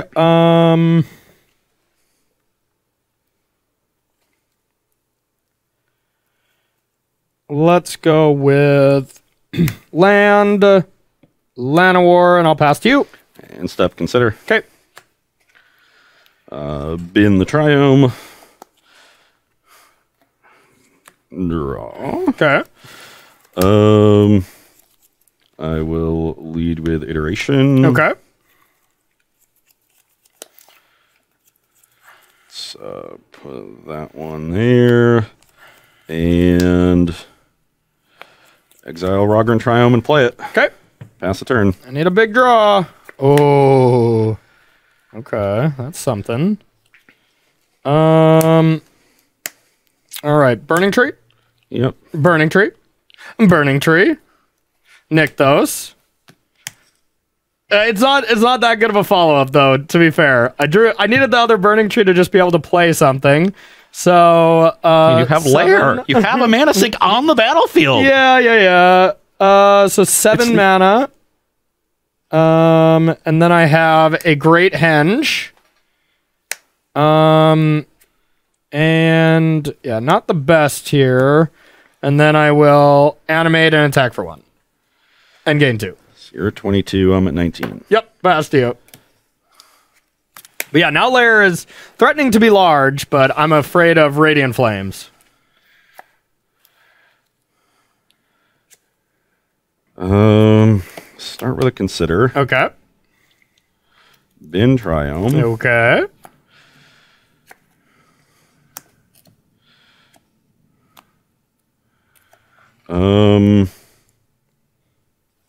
One card in hand. 1 card. Well, I was digging for Radiant Flames, did not find it, so Okay. I think I just have to hope your last card isn't a disenchant. I Okay. will jam Jessica Ascendancy. All right. Pass the turn. What are you at? Just 19, right? And 19. Okay. Hooah! That's not very Your good. attack is for 16 right now, 17 with a land. So another Nykthos kills me. Okay, let's see if this works. So, oh yeah, I can't have Lair open if I do that.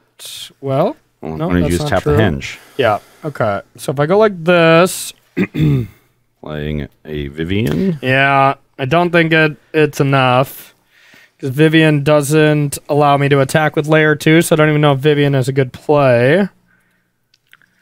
It just seems like I mean, you could just use the Nykthos to play Vivian, then animate Lair. Oh, yeah, but I was trying to try to flex. You're going to cost here. yourself some mana, but... Okay, yeah, that's what we have to do. So it's 9. 9, so I have 5 floating. Vivian... so this is going to be for a 4/4, 6/6, 6/6, 7, Attack is 8, for 15. 9, 15. Yep. And you're at 24. I think I will put counters on here to survive this. Survive Radiant Flames. Yeah. Yep. And What did we say that was for 15, right? 16. Yeah, 15. So I'm a 4. Okay, past you. I'm probably dead. Yeah, I mean, I have Sylvan Awakening, Opt Cruise, Yeah, land, yeah. and another Ascendancy. So I will. Let's say play Stomping close. Ground, take 2, go to 2. Oh no, that probably. Well, that might have not done it anyways. Play Awakening, trigger there. Yep. Discard. Then I will cruise, floating a blue. Yep. One Blue. blue. So that's 1 Ascendancy trigger. Yep. I'll discard, I don't know, one of these. Yeah. I think you got me pretty easily here. Yeah. Draw 3. So I have... Yeah. You got it. Yeah. All right. I'm going to be able to make these very large. Very large. Well, we got to play our game 5 here. Now it's going to be me on the play, and like that was an insane draw. Like my payoff being Great Henge was actually very bad. Yeah. You know, like if that was anything else, or the Vivian, if that was the other order, I had Vivian and be able to pump, that was an Ulamog turn for me. I'm know? honestly kind of surprised that you would leave in Henge over Old Growth Troll, but maybe like Henge sometimes just like draws you to your interaction. Yeah, like draws me into Outland Liberator or something. Yeah. But yeah, I agree. I think I am going to make that change. That card doesn't seem very good. Would that have been? I guess the Henge represented 4 damage by generating mana with like by adding 2 mana from your Nykthos and 2 mana itself to sink into the lair. But Old Growth Troll would have represented 3 mana and 4 power itself, so that would have represented 7. So you had 3 more damage. It might have been lethal. Yeah, maybe Like, I just 2, 4, screwed up 6, by 9, not 10. just attacking with Lair and just ignoring Great Henge. Well, it wasn't lethal in 2 turns with a land. I did that math. You did, okay. Yeah. But if you have Old Growth Troll, because then you would have your lair cost you a bunch of mana. Troll would have cost you less mana that turn, and then you sink it into the thing, and I think you would have lethal. I mean, Yeah, you left me at 4. Yeah. So and Old Growth Troll, I'm kind of surprised there's less copies of it. Like, there's only 2. I can see 3. Like, it gets a little awkward, but especially if it works the way that we think it does, where if it dies, it still counts for Nykthos. That's insane. because it's on the battlefield. I mean, yeah. It makes sense, right? It's just an aura. Yeah, I just don't remember, like on Arena, like if it was just, like it went away and it just equipped, like it was exiled. But yeah, it says return to the battlefield, so that would make sense. All right, I'll go first for this heated Game 5. Yay! Confirmed. Well, win or lose, I'm still impressed by what the mono green deck is doing in this matchup. Yep, me too. Not that impressed with this hand, though, and I feel like this is going to be my first mulligan of the day. Yeah, just not doing enough. Too much lands. Oh, Nykthos. Oh, God. Good mulligan. That would have been awful. I will keep my hand. Okay. Yeah, and I bet this deck does not mulligan amazingly well. Maybe not so bad. Probably on the middle tier here. Your deck, surprisingly, does not mulligan that well. Yeah. Yeah, you kind of need You need to make a lot of land drops in this deck. Yep, exactly. I've generally won. All right. 1, 2, 3, 4, 5, 6, 7. We have mulliganed. Okay. Well, I'll mulligan again. This is not good. We're going to find out how I mulligan. Mulliganing to 5 in Game 5. Come on, that's not cool. It's just poetic. Yeah, sure. The Marble Gods want it to be alive for Phoenix, which we think is like the hardest test for it. So I'm not feeling great if I lose this. It's sort of the thing in the ice test. Oh, yeah. Yeah. Do you have Thing in the Ice? Yes? Okay, I'm dead. No? Okay, we continue on. All right, I'll definitely keep. That's bad news. We had some 4-chance. Did you? All right, thanks, chat. As long as you don't have any 4-chans. Jerks. Okay, so I definitely want... I was like, I at least want these 5. I'm like, but that's all I get. I think I need to keep the lands and hope I find something big. And these cards are just okay anyways. Right. Yeah, okay. All right, we're going to bin these. And I'm going to start with a Oath. And I'll get this, and I'll pass to you. Okay, I will lead on Ketria Triome. Okay. I'll draw. I'll play a pack leader. Pass to you.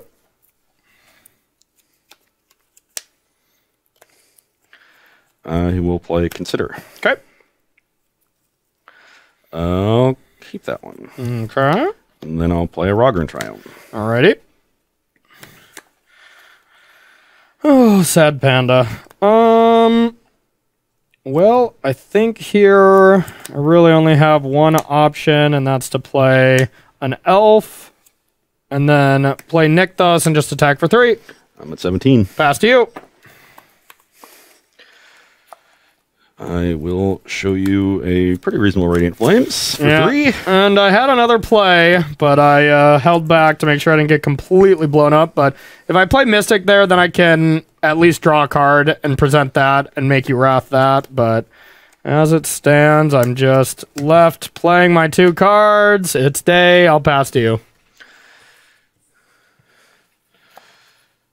Okay, I will play an Island. I will Fiery Impulse the Liberator. Okay. And then I'll play an Ascendancy. Uh-oh. Had to do that in that No opposite kidding. order, but I think I'm okay with it. Yeah, I think I'll attack for 1. 16. Go. It's nighttime. Yeah, I think Yeah, a little clock bit of struck a midnight on your Cinderella story here. Yeah, a little bit of a sad end to, what was a pretty sweet showing for Monogreen, but yeah, what can you do? Lead on an iteration. Okay. Trigger Ascendancy.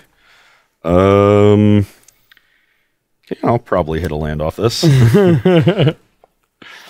I need Sylvan Primordial off the top, put and for you to this not kill into me. my hand, and which land do I want? Okay. Doesn't look like I'm let's- dead this turn. Yeah, you're not quite dead this turn. And that's there. Play my Breeding Pool tapped, and then pass the turn. All right. Sylvan Primordial.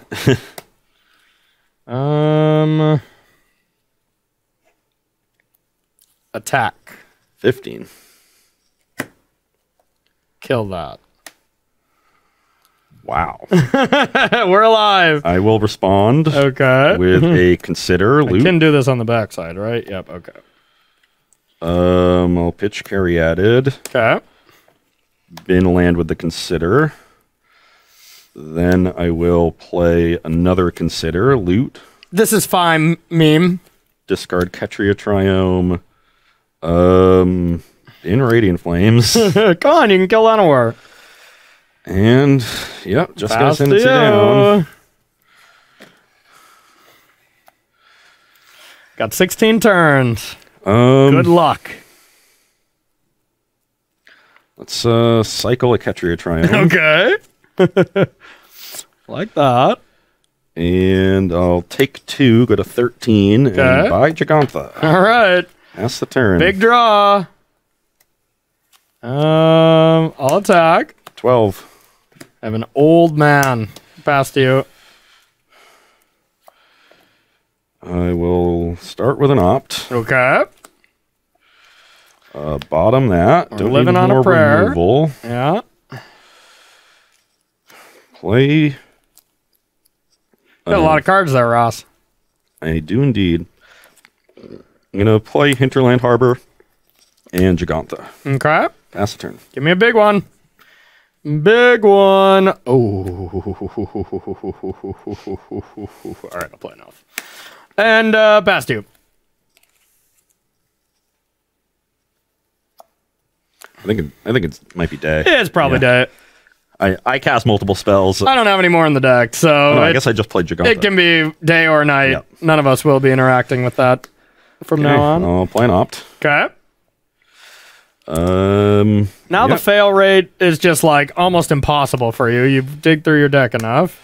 Jeskai Ascendancy, floating Okay. black-green. Yep, that's good. Then I will use the green to play Sylvan Awakening. Yep. Loot.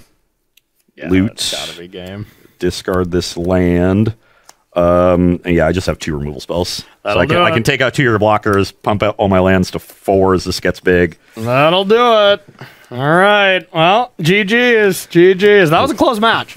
That honestly, even though I lost this one, the last game being a mulligan, you mulliganed as well, so it's not like that's like super telling, but just being in it and basically, and you started on the play no matter what.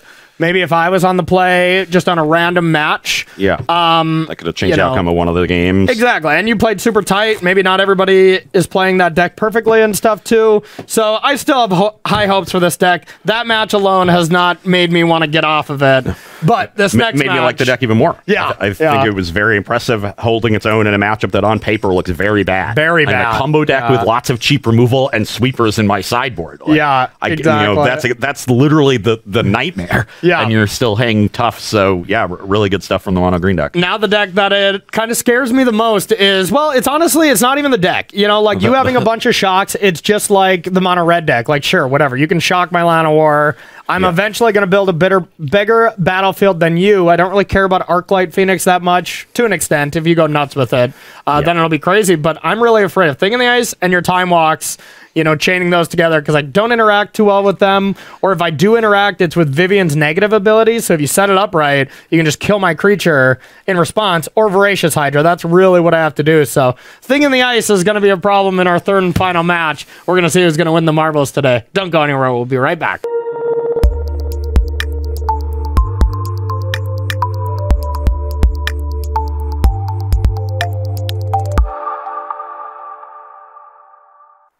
Hello and welcome back to Versus Live. I'm Ross Merriam. And I'm Corey Baumeister. And we've got Rob in the booth. Say hi, Rob.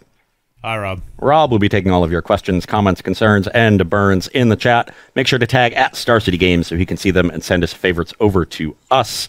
It is our final match testing out Mono Green Devotion, and we are playing for the marbles. Split the first 2 matches, but came away very impressed. A completely dominant performance in match 1 against Mono Red. Oh, yeah. And a very close, 5-game set. Down to the wire, and an unfortunate mulligan to 5 for you in that last game against Ascendancy, which I thought was going to be the worst unfortunate matchup. to you? Well, it was unfortunate for you, not true. for me. That's true, yeah. It was great for me. I loved it. Yeah, I bet you did. I bet you did. It was just not even close, too. It was like a no-lander and then a 5-lander. I still think my 5-card hand was better than my 5-land hand, but, still, whatever. Yeah. And now we've got the number 1 test in all of Pioneer is it Phoenix. This is the number 1 deck, and specifically I'm playing the list that took down Mono Green Devotion in the Mana Traders event last weekend. And it was bad. It was bad. We had to put a parental warning up for a while. We had to shield kids' eyes because it was a beating. Mog did a lot of things, but every time that he had those explosive turns, he was staring down a staring down a thing that was at 3 counters, about to untap with 4 mana. You can figure out what happened next off every single thing. Kane had some good draws, also got to go first with being a higher seed and stuff. So it was a lot of things that spelled out some bad news, but I will be going first on this game, and we'll hope to be able to interrupt your thing draws. And I'll keep. I've been drawing a lot of these cards in my hand. I think I'm supposed to keep this. Okay. You're on the play. Yep, I'll play a forest, and I got an oath. I thought you were giving a reason or something. And I will take this Vivian. Pass to you. Okay, that's a good draw. I will play Riverglide Pathway and pass. Okay. Yeah, that was not a fortunate draw for me. Yikes. Okay, well, I will go Burning Tree. Burning Tree. Go. In step, I'll play Consider. Could be much worse, yep. Hope I top deck Nick, though, so I can play Vivian or something. Think I will keep that. Okay. Draw for turn. Okay. I will take 2 and play a Thing in the Ice. No! We don't like things. I'm at 18. You're up. Okay. No Nykthos, please. Oh, I already have it. I already have that little Nykthos card. So, I'm going to play Nykthos. So I can add, I have 5 mana, and so I can just Vivian here. Doesn't seem like I really want to do anything else. Pump and attack for 4. I will go to 14. And pass to you. Now, you can't do it this turn. You can't flip, so this is the play versus draw thing. If you had that draw on the play, I really feel like I'm on the back burner, because if I go to fight or deal damage, then you just flip in response, and I don't really accomplish much. Okay, I will opt trigger thing. Okay. Put that on the bottom. Come on, come on. There we go. Uh-oh. There we go. Needed that land. Then I will Flame Blast Bolt the 2/2 Emissary. Okay. And I will also Lightning Axe the bigger Emissary, pitching a Phoenix. Oh, God. Okay. We'll bring back the Phoenix. Can't kill the Vivian, but we'll get it down to 2, and that way you can't good. minus on the thing. Yep. And I'll hopefully kill it next turn. Yeah, that was incredible. Ugh. So this only adds 4 now. So I have 5 mana. Essentially with a land drop. Not great. Okay, I have to start with an oath. Try to find something good. Is that the something good I need? I actually think it might have been. Okay, so now I have a burning tree. Yeah, into 4 or 5 Voracious Hydra. 6 for a Voracious Oh Hydra my for God. 4. And I will fight the thing in the eyes. Unbelievable. Okay, now this is 5 power, so I for sure want to put at least 1 here to avoid your lava axes. And this, I'll pass to you. Vivian's going to die. And I don't have that much going on, so it's still a problem. But thing is off the battlefield. This deck doesn't beat a 7/8. That's a fact. Yeah, definitely want to kill the Vivian. Okay. And I've been good at drawing Burning Tree Emissary this set. Entire day. Yeah, that's Just what I'm double saying. Emissary Dictos every game. Yeah, it's been good. Yeah, I think I've got to play this. Oh, God. I have another thing in the ice, but I really would have liked another 1-mana spell here Yeah. to set it up. The rest of my hand is 3 Delve cards, which is extremely awkward. Oh, yeah. You're attacking me for 8 next turn, putting me to 6. Yep. So hopefully I can then block here, go to 1, and have You're one at more 14, turn. right? Yeah. Okay. Yeah, so I think I'm going to cruise. Okay. Delve 5. I need a good draw. Then I've got a land drop to make, and then Okay. I'll pass the turn. Come on. Okay, that could be anything. It could even be a boat. I will oath. These were not it, unfortunately. I will take the 4th Burning Tree Emissary. And then I'll attack. I go to 6. Yep, you go to 6. I got a Burning Tree. I'll add a ton of mana and then pass the turn. Okay, pretty happy with that. So let's play a thing in the ice. Okay. Then play Expressive Iteration. Okay. 3. Exile the Stormcarved Coast, put this into my hand, Okay. play the Stormcarved Coast, and pass the turn. All right. So now hopefully I just get to go block, go to 1. Yeah, looks like you probably get to do that. That's unfortunate. Yep, I'll attack. I will make the block that I have prescribed here. So Okay. these trade, I go to 1. Yep. And then I want to play the land this time, and I'll play a creature. Probably doesn't matter, but then I'll pass to you. End step, I'll play Consider. Okay. It only returns creatures on the other side, right? Not enough. Non-horror creatures, Okay. specifically. Yeah, I guess we'll keep that. Okay. Do your worst. Well, my worst is pretty good. Yeah, I believe it. I could just be dead. So let's start with a Consider. Yep.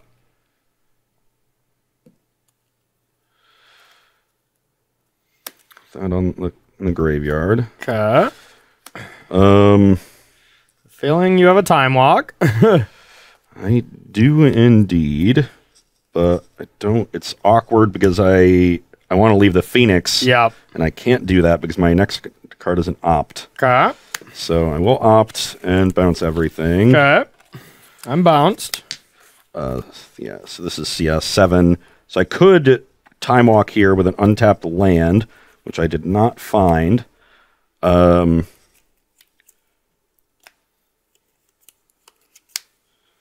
it's not like it's full on lethal if you time walk. That's just 14. But it's going to be tough for me to defend against the Awoken Horror. But I will play a... I'm going to keep that on top from the opt. Okay. Then I'll play pieces of the puzzle. Okay. I will take Galvanic Iteration and Expressive Iteration. So you're saying I'm dead next turn? Then I will play a tapped Spirebluff Canal. Okay. I'm going to return Phoenix. I'm going to leave the Phoenix back in case of a Mistcutter Hydra. Yeah, it doesn't have trample, does it? We'll get in with the Horror. Okay. Put you to 13. 13. Pass the turn. Okay. I think I still win with Mistcutter because I can fight the Phoenix. Do you have enough mana to do that? I think so, but we're going to find out. I didn't get it. Like, you need 4 for the Hydra, then you can't nick those. Yeah. All right, so Burning Tree. Have a red floating. I'll cast that. Then that's 5. 5 mana. So 7 mana. I will play this and as a 5/6. Yeah, 5. I can double it to make it absurd, but is that time walk? Can you double Galvanic? No. No, so you can only single plus time walk. That's 9 damage for sure. Yeah, okay. Well, I guess I'll make it a 10, and I'll pass to you. Yeah, that's pretty good. Not bad. I don't think I'm dead on the spot, but like you're gonna have so many draws, so many turns. Okay. So drew land. So I'm gonna use the iteration in my graveyard then. Yeah, that makes sense. So we'll flash that back. You might as well just pay 4, huh? Yeah, that makes sense to me too. Wrong card. Yeah, wrong yeah, one. please do that. Then I have a chance. So I need to exile 7. Yep. 7, that leaves 2. So double time walk. Okay. Get in for 3. Yep, I will be at 10. And go to my first turn. Yay, turns. That's a good draw. I don't think you need good Start with an draws iteration. here. Yeah, Phoenix kills me. See the bird, I'm dead. So that's in the graveyard now. Then I'll play this Consider. Okay.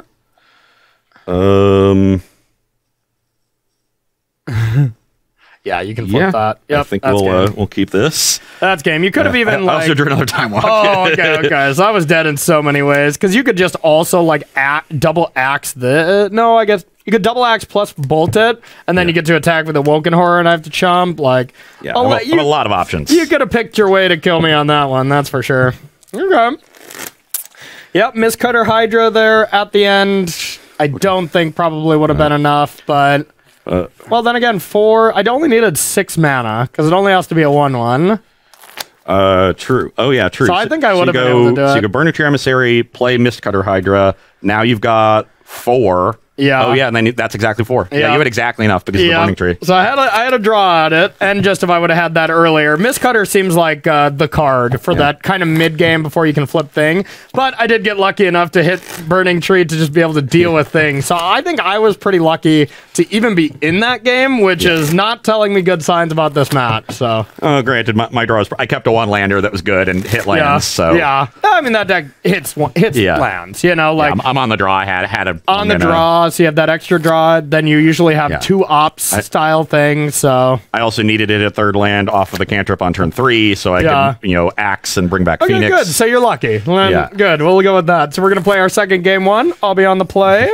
I actually kept a 1-lander and just made 7 land drops. Yeah, not a bad plan. This hand is a little clunky, but it's not something I can mulligan, but I'll probably lose badly with it. So I'm in. I love it. Love it.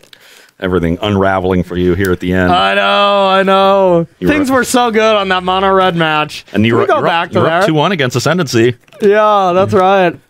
Rob, we just we stopped it at 2-1, right?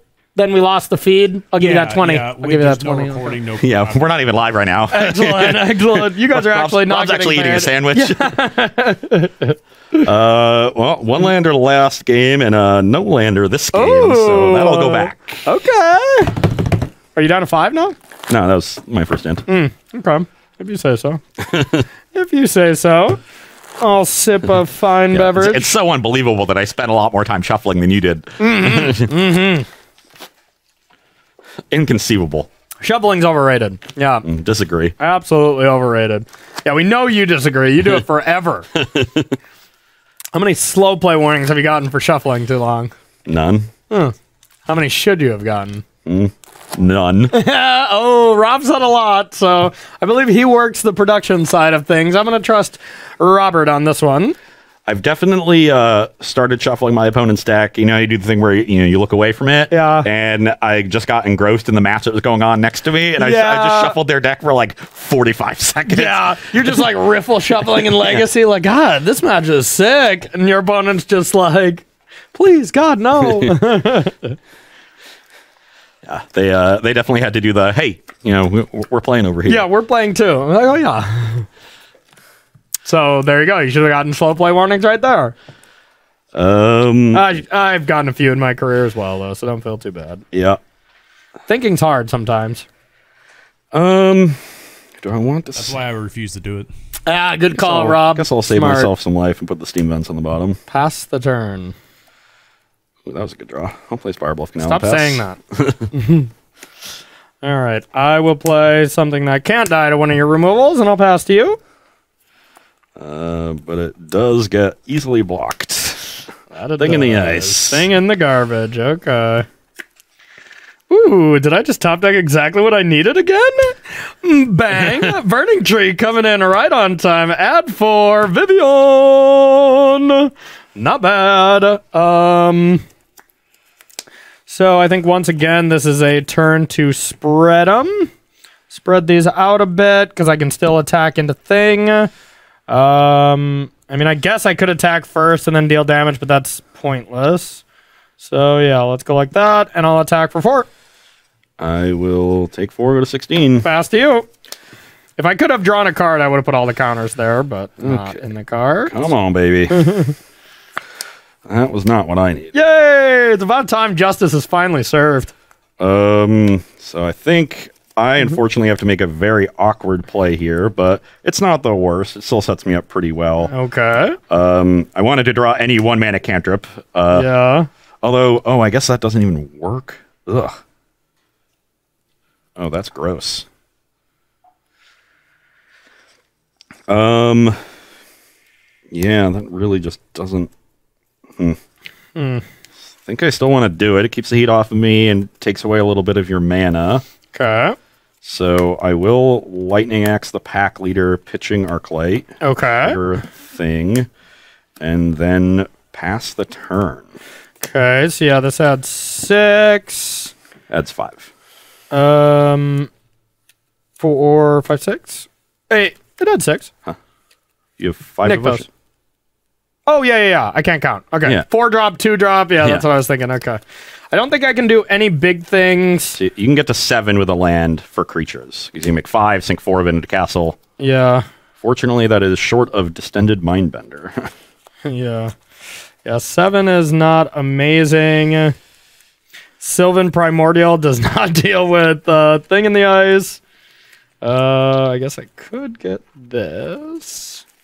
But I really don't want to... I don't want to have to... I think he would have Aether Gust my Vivian in my draw step. But We haven't sideboarded yet. oh, that's a good point.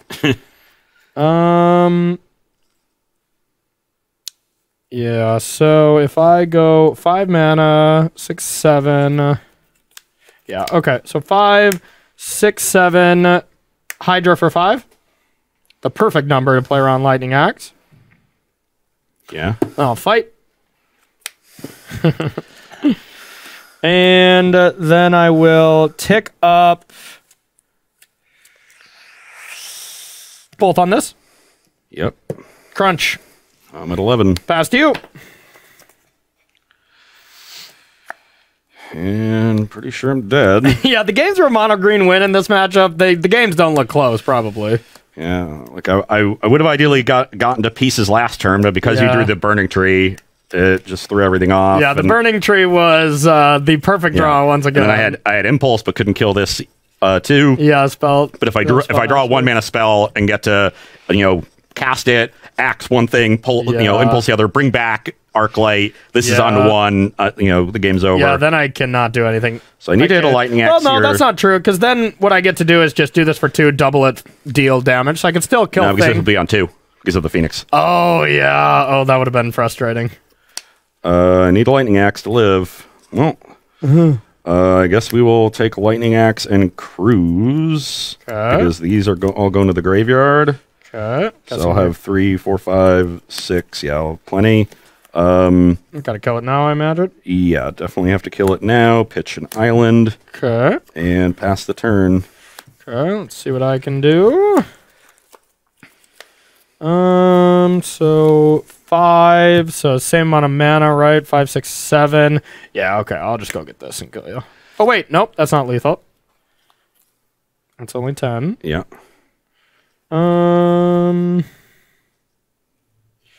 Yeah, so what I have 5, 6, right, 5 mana, go down to 1 up 7 mana. And I don't have anything else, so I can only get up to 7 mana.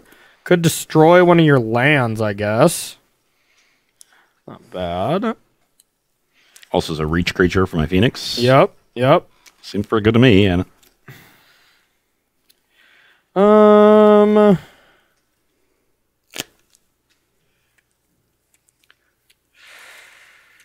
no, it doesn't seem amazing. So I think instead I'm gonna add 5 mana, 6, 7. I'm just gonna play Scavenging Ooze and just go to town. okay, yeah, that's also very good. Chomp, chomp, chomp, chomp.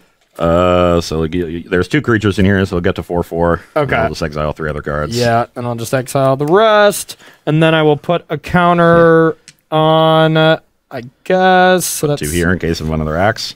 So 6 toughness. I want to play around axe plus bolt. So actually, I do want to put both here. Well, that axe plus fire impulse still gets it. A fiery impulse is one I wasn't playing around, but okay. Oh, flame yeah, bolt, and I'll make sure and take spells instead of lands too. Sure. Yeah. In case that's relevant. Yep. I don't think it is. Yeah, I mean if you top deck axe, but yep. Then I'll just attack for 7. Put you to 4. That puts you in lethal range from shifting Ceratops as well. True. Okay. Yep. Past you. Yeah, I think I am very dead. Old Scoozy Chomp Chomps here. Yeah, like I have pieces of the puzzle, Yeah. but not enough mana to leverage anything. I hit another axe, which is pretty good. But, Yep. Would need something to deal with this, but don't have it. Okay, tied up. That's I thought that's a game I had to win because now you're bringing in Gus. You probably have anger, stuff like that, and my sideboard is not going to change much. A little spoiler, but we will be right back with sideboarding here to see who wins the marbles here. You're already up 3-0 on shows for me, so I kind of need to win this one if I want to take those marbles home with me when we retire the show. So don't go anywhere. We'll be right back with sideboarding here on Versus Live. Welcome back to a Versus Live, where we are sideboarding in our final matchup between Is It Phoenix and Mono Green Devotion. On my side, as Corey said, I've got Gus, I've got Angers, both very good pieces of interaction in this matchup.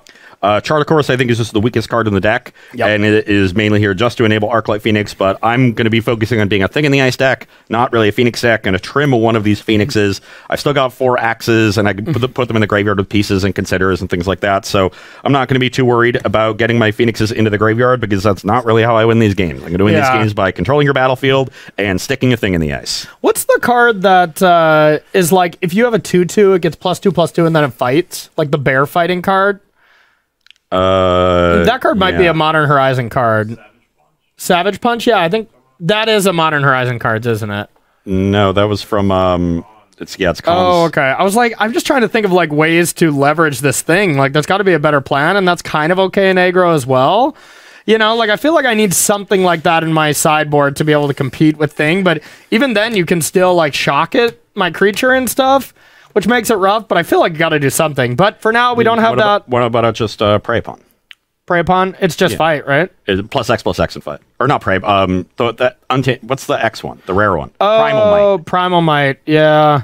That can still get shocked most of the time, and it doesn't... I mean, that's what Green's removal is. Like, you're not avoiding that. But here's the thing. The thing with the Savage Pump that works is, like, let's say I go turn 1 Llanowar, you're on the play, you go Thing. Then I go Burning Tree, or even... I guess it has to be, like, Scavenging Ooze or something, but the whole thing is... Actually, no, the Savage... The 2/2 thing seems awesome for just... If you go Thing, I can go Burning Tree, maybe something else, and just fight it without... You know, like, yeah, I agree it's not great, but something to do. But I'm just taking on Ranger class for a Scavenging Ooze. Nothing big from my end. But I just feel like there's got to be something. And that card also goes over into, like, the Mono Green Mirror. You know, if that becomes a thing. Or, you know, maybe Vampires or something. Probably not, but... I just said, like, Primal Might just seems much more applicable in those other matchups while still being serviceable here. Yeah. If I don't have Thing, you can use it to, like, kill me, to try to just kill me. That's true. I'm usually using my removal on my main phase because of the threat of Nykthos. Yeah. So, you know, you're at least pulling me in 2 different directions there. Yeah, that's fair. I'm just brainstorming because I want to take this deck into the queues after this because this deck is sweet. Brainstorm's not legal in this format. Yeah, exactly. Yeah, take that, Rob. All right, I am on the draw, huh? Can I be on the play, though? No. Okay. Worth a shot. Worth a shot. It'd be sweet to brainstorm Phoenixes at the top of my deck and then consider them into the graveyard. Yeah, I'd consider that cheating. How's your hand? It's not bad. I'm going to keep it. I'm going to try. Nothing amazing. I'm going to lead on a Storm-Carved Coast. Okay, I have a Llanowar. Pass to you. Okay. I have Riverglide Pathway, Thing in the Ice. Thing in the garbage. Okay. You're up. Come on, Nykthos. Not a Nykthos. So, Burning Tree, Werewolf Pack Leader. Are you scared of that? Not really. I have anger. Okay. I was just speaking in general. I'm a very angry person. Oh, yeah.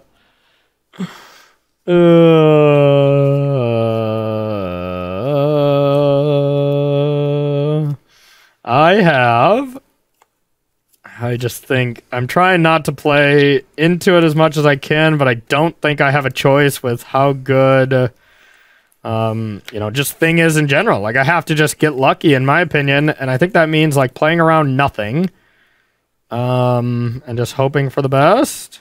I like this plan.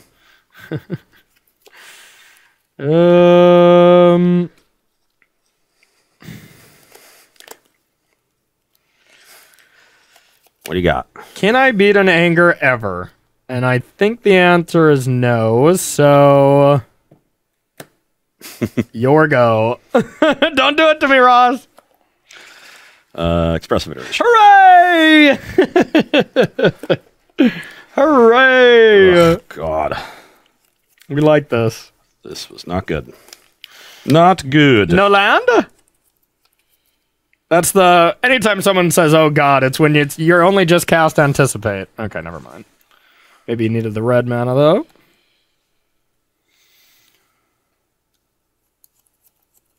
I just don't think this is gonna do it. Yeah. Okay. I will play the island and pass the turn. Okay. That is not a good draw. I will declare attacks, draw a card. Yep. I will, I guess anything I block can get Vivian'd down. So maybe I'm just not supposed to block.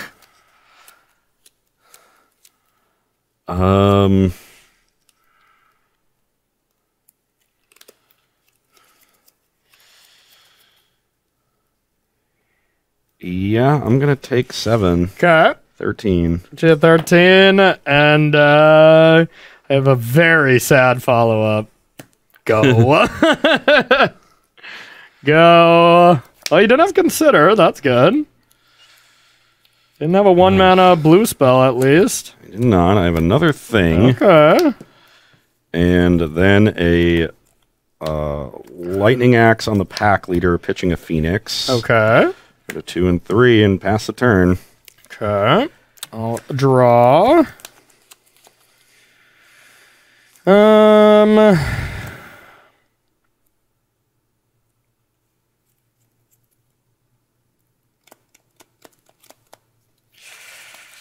Let's see. What can I do? Oh.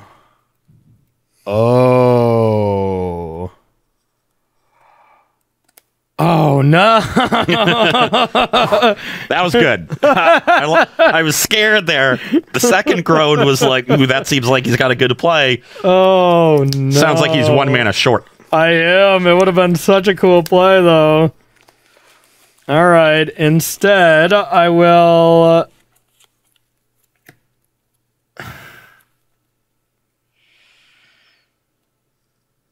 Damn. I will attack with these two. I am going to take 4 again and play around a Vivian. Go to 9.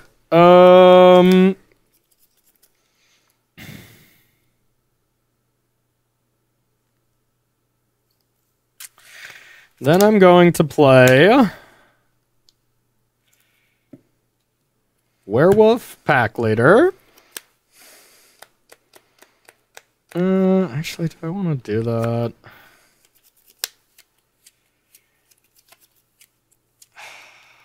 Yeah, it's sad, but once again, I think I'm just dead.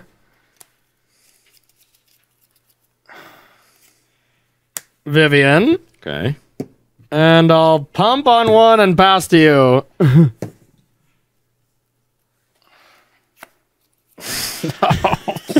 Yay! I had like 10 draws that looked like had we not kept Same. big here. I am so close to like completely doing it, and we're both just drawing our worst possibles off the top, it seems.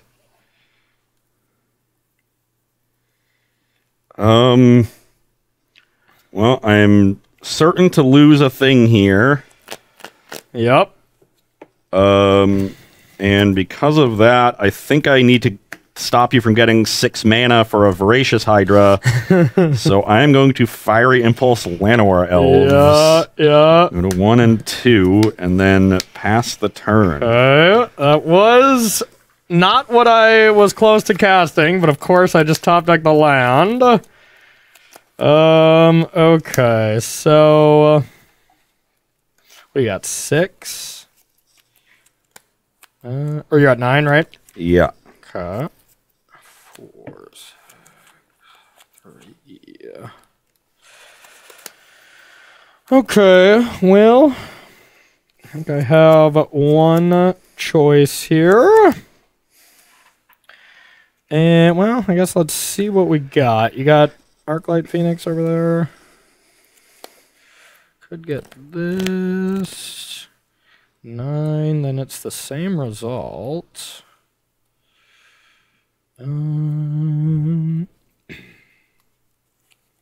So I could get Shifting Ceratops, attack, haste.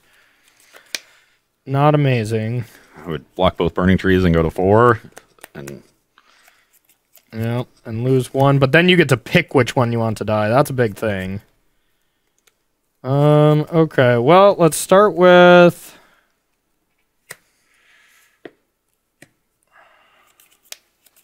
Thy Great Henge. yeah. Okay.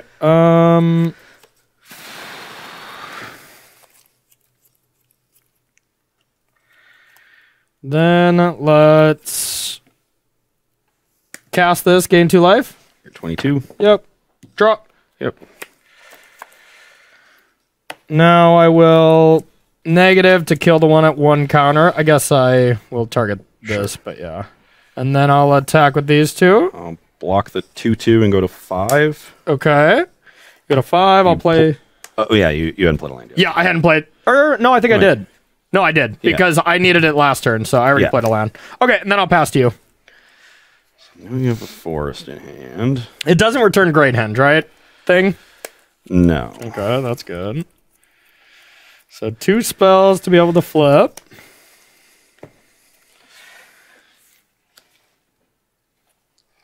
So let's this is not going to be good. Yeah, I mean, you were just so close to destroying me, and I was so close to like being able to make it, so you weren't going to be able to do anything, but... Start with the pieces of the puzzle. Okay. I hope you find what pieces you need. I'll take Trespass and Opt. Okay. I guess you have to, like, opt and into a spell or something. And then I'll Cruise. Okay. I should have exactly enough to leave the Phoenix. Okay. Yeah, if I just needed an untapped land last turn, I can leave 2 things, sure. Yeah. 4, 5, 6, 7. Draw 3. Yep. Okay. So now you need one more spell for Phoenix, right? And you know I have the Opt. I hit the island, so Okay. we'll get to kill Vivian with that. All right. Keep there. Okay. Yeah, this is not great.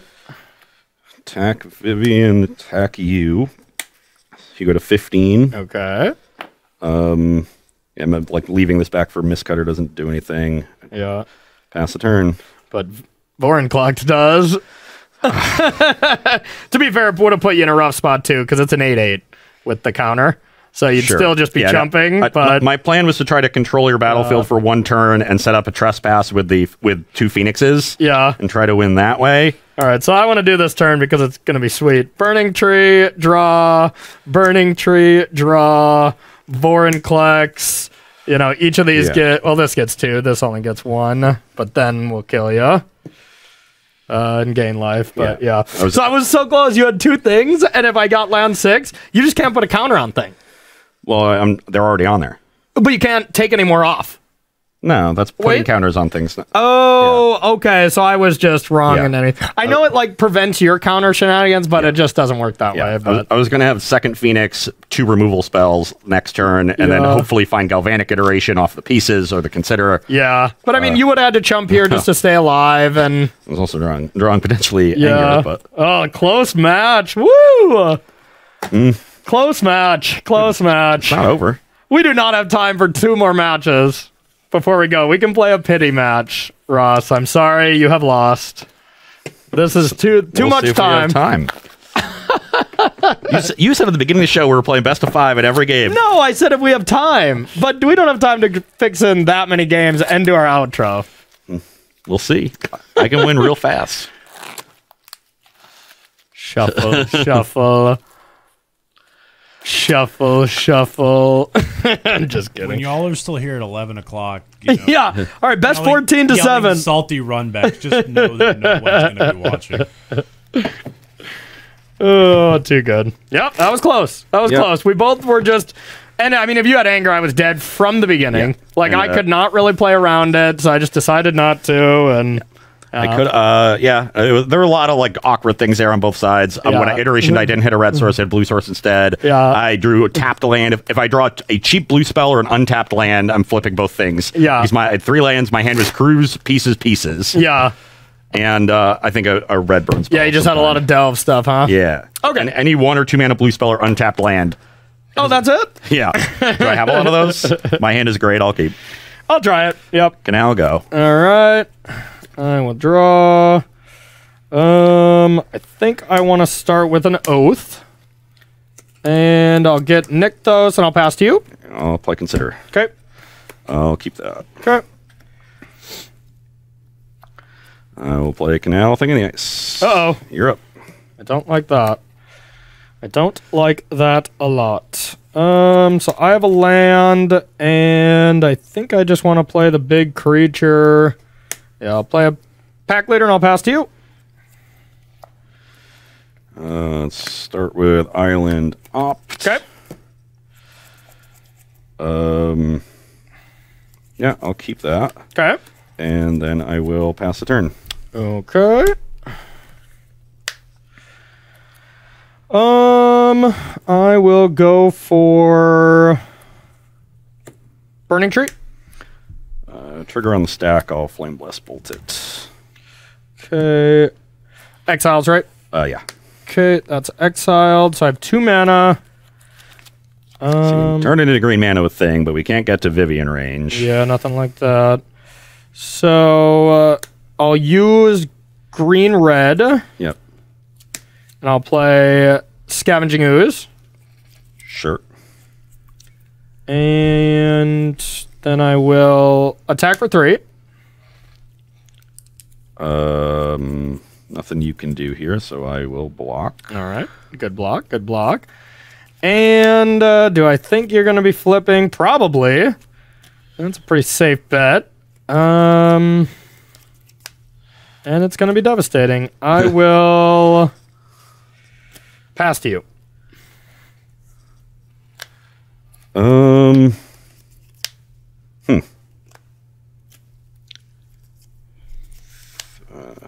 Two, 6. Let's play pieces. Pieces of the puzzle. Let's see. So pieces plus 3 other cards can go to your graveyard. So I'll eat something anyways. Yeah, eat that. Oh, that was awkward. Lands. What'd you get? 2 removal spells. Okay. I guess I have to use one, so I'll take 2 Okay. for Steam Vents and Fire Impulse something. It doesn't matter because Thing is going to trigger. Okay. I'm at 18, attack you to 13, Makes sense. and then I'll pass. Okay. That was a magic card. Llanowar.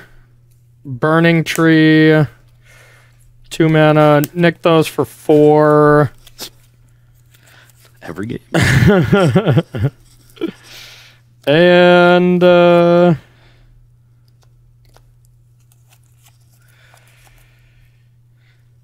think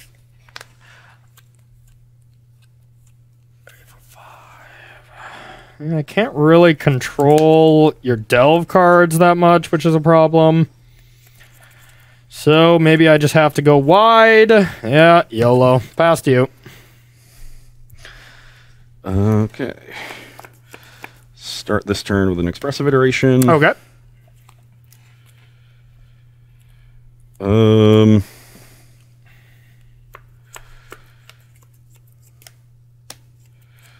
Exile Steam Vents. I will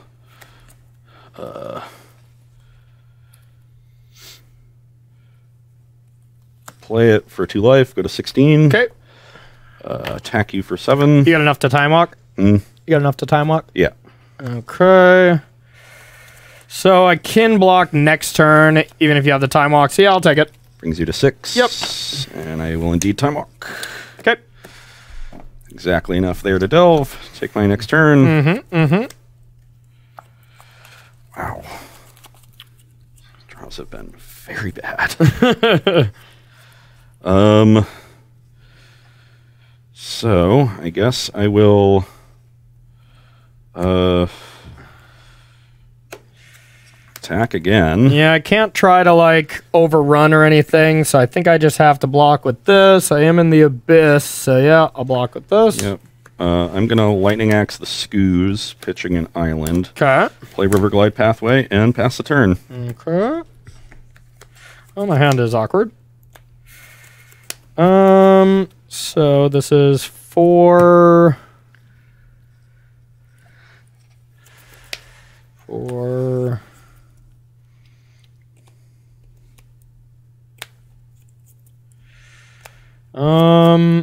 Okay. I'm gonna play a 3/3 Mistcutter Hydra. I'll Aether Gust it. Okay. Do I want another one?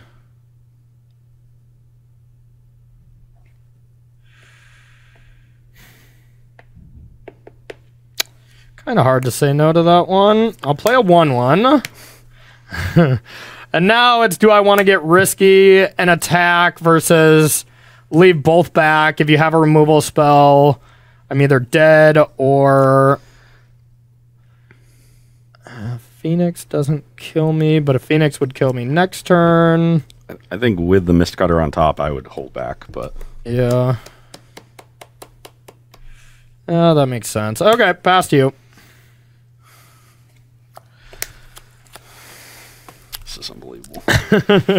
Go. Okay.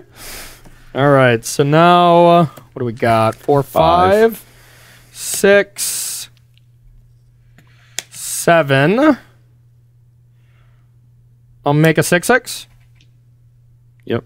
And I'll just attack you for 6. I'm at 10. Pass to you.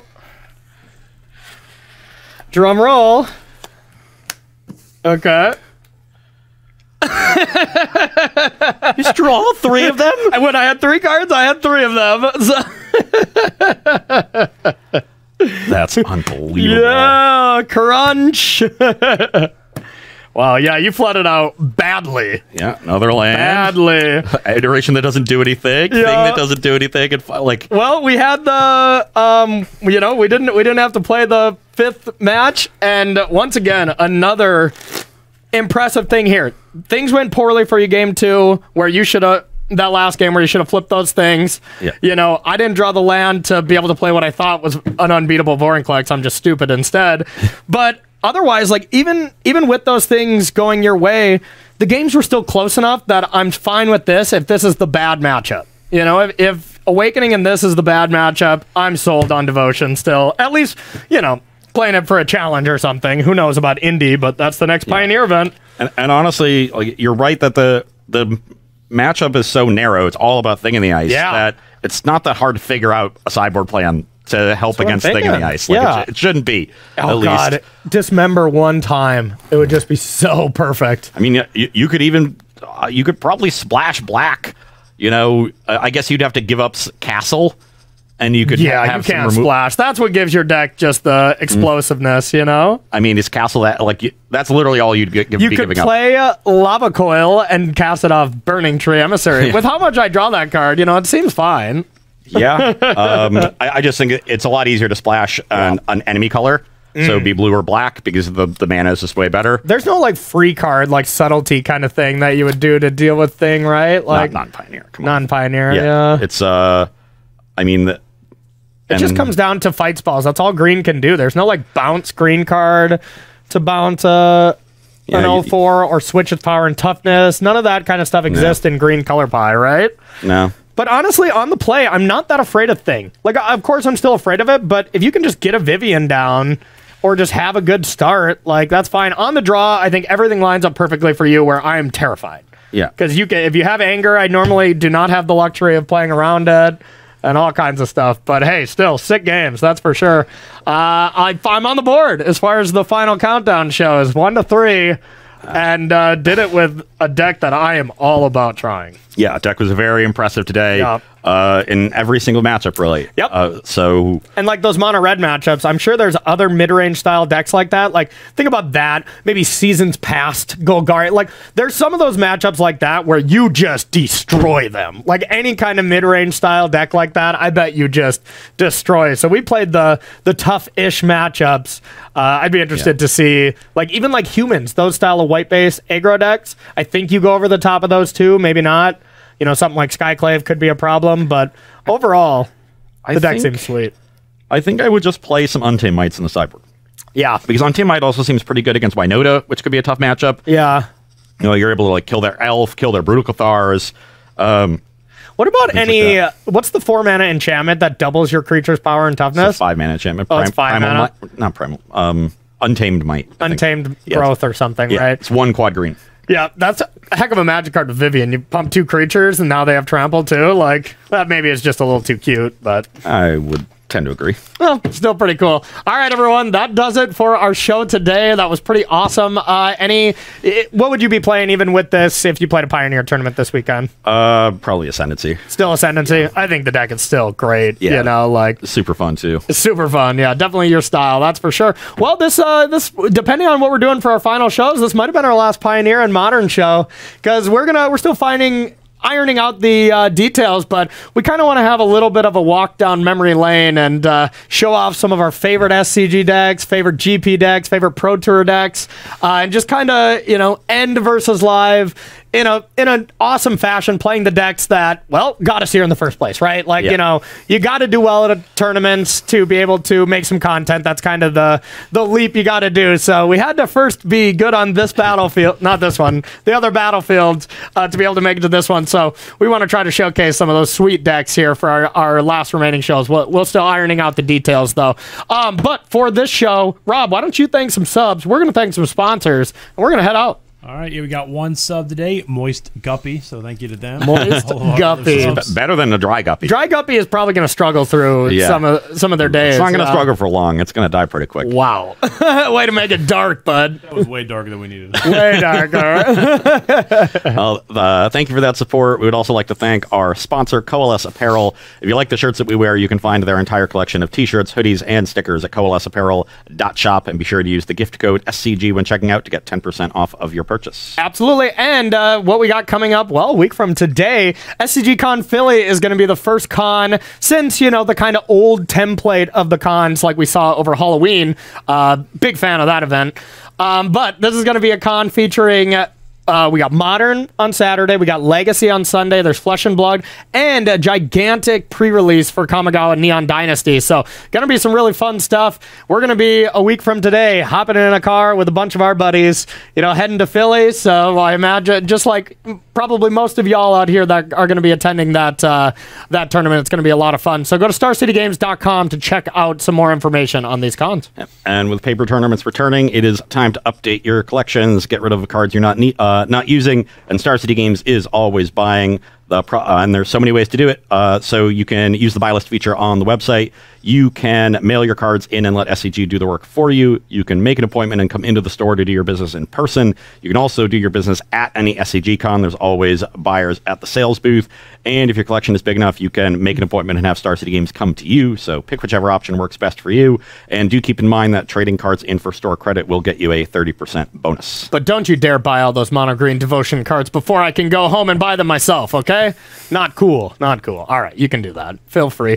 And last order of business, if you're selling your cards and you want to pick up some extra cash, we do have a sale going on right now, and it is 50% off select products, right, Rob? Select gaming supplies. Select gaming supplies. So yeah, check out all of those supplies. A little bit of a broad category, but if you're looking to, up some of your supplies, check on what we're all listing by going to StarCityGames.com/sale. Now, do remember that sale does end at 10:50 or 11:59 p.m. on Sunday, so get it in over the weekend. Yeah, fun show. Yeah, good show. Yeah. Impressive deck, just innovating on mono green. We hadn't seen a lot of devotion recently in Pioneer, and I think the old style was a little bit too mid-rangey, didn't put enough pressure on the opponent. This one certainly does. Exactly, because those mono green decks used to be awful against combo. Yeah. Karn's Static was not ever shutting down any of the combos, so Inverter, Ascendancy, Breach, all those decks destroyed that deck badly. And they were weaker to aggressive decks. So like playing a bunch of Planeswalkers that the aggressive decks can handle, wasn't nearly as good of a plan as having these big, beefy creatures, whether it's Old Growth Troll, Werewolf Pack Leader, and then you still... Pack Leader's really it. Yeah, that is insane, and I think I'd add another Growth Troll to this as well. But yeah, also, your Karns and stuff just felt like win mores. You play it, and you get like a Pharaoh's statue or whatever that locks them out of the game, but you're already clearly ahead if you have the luxury to go get that. So yeah, I totally agree. This version is awesome. Huge shout out to Mogged for not only sending me a sideboard guide for these matches, but just playing the deck with success and chatting with us on Twitter. So appreciate you. Thank you so much for that. And that's going to do it for us. So for Rob, Ross Merriam, I'm Corey Baumeister. We'll see you next week, Tuesday at 1 p.m. Eastern Time. Bye-bye.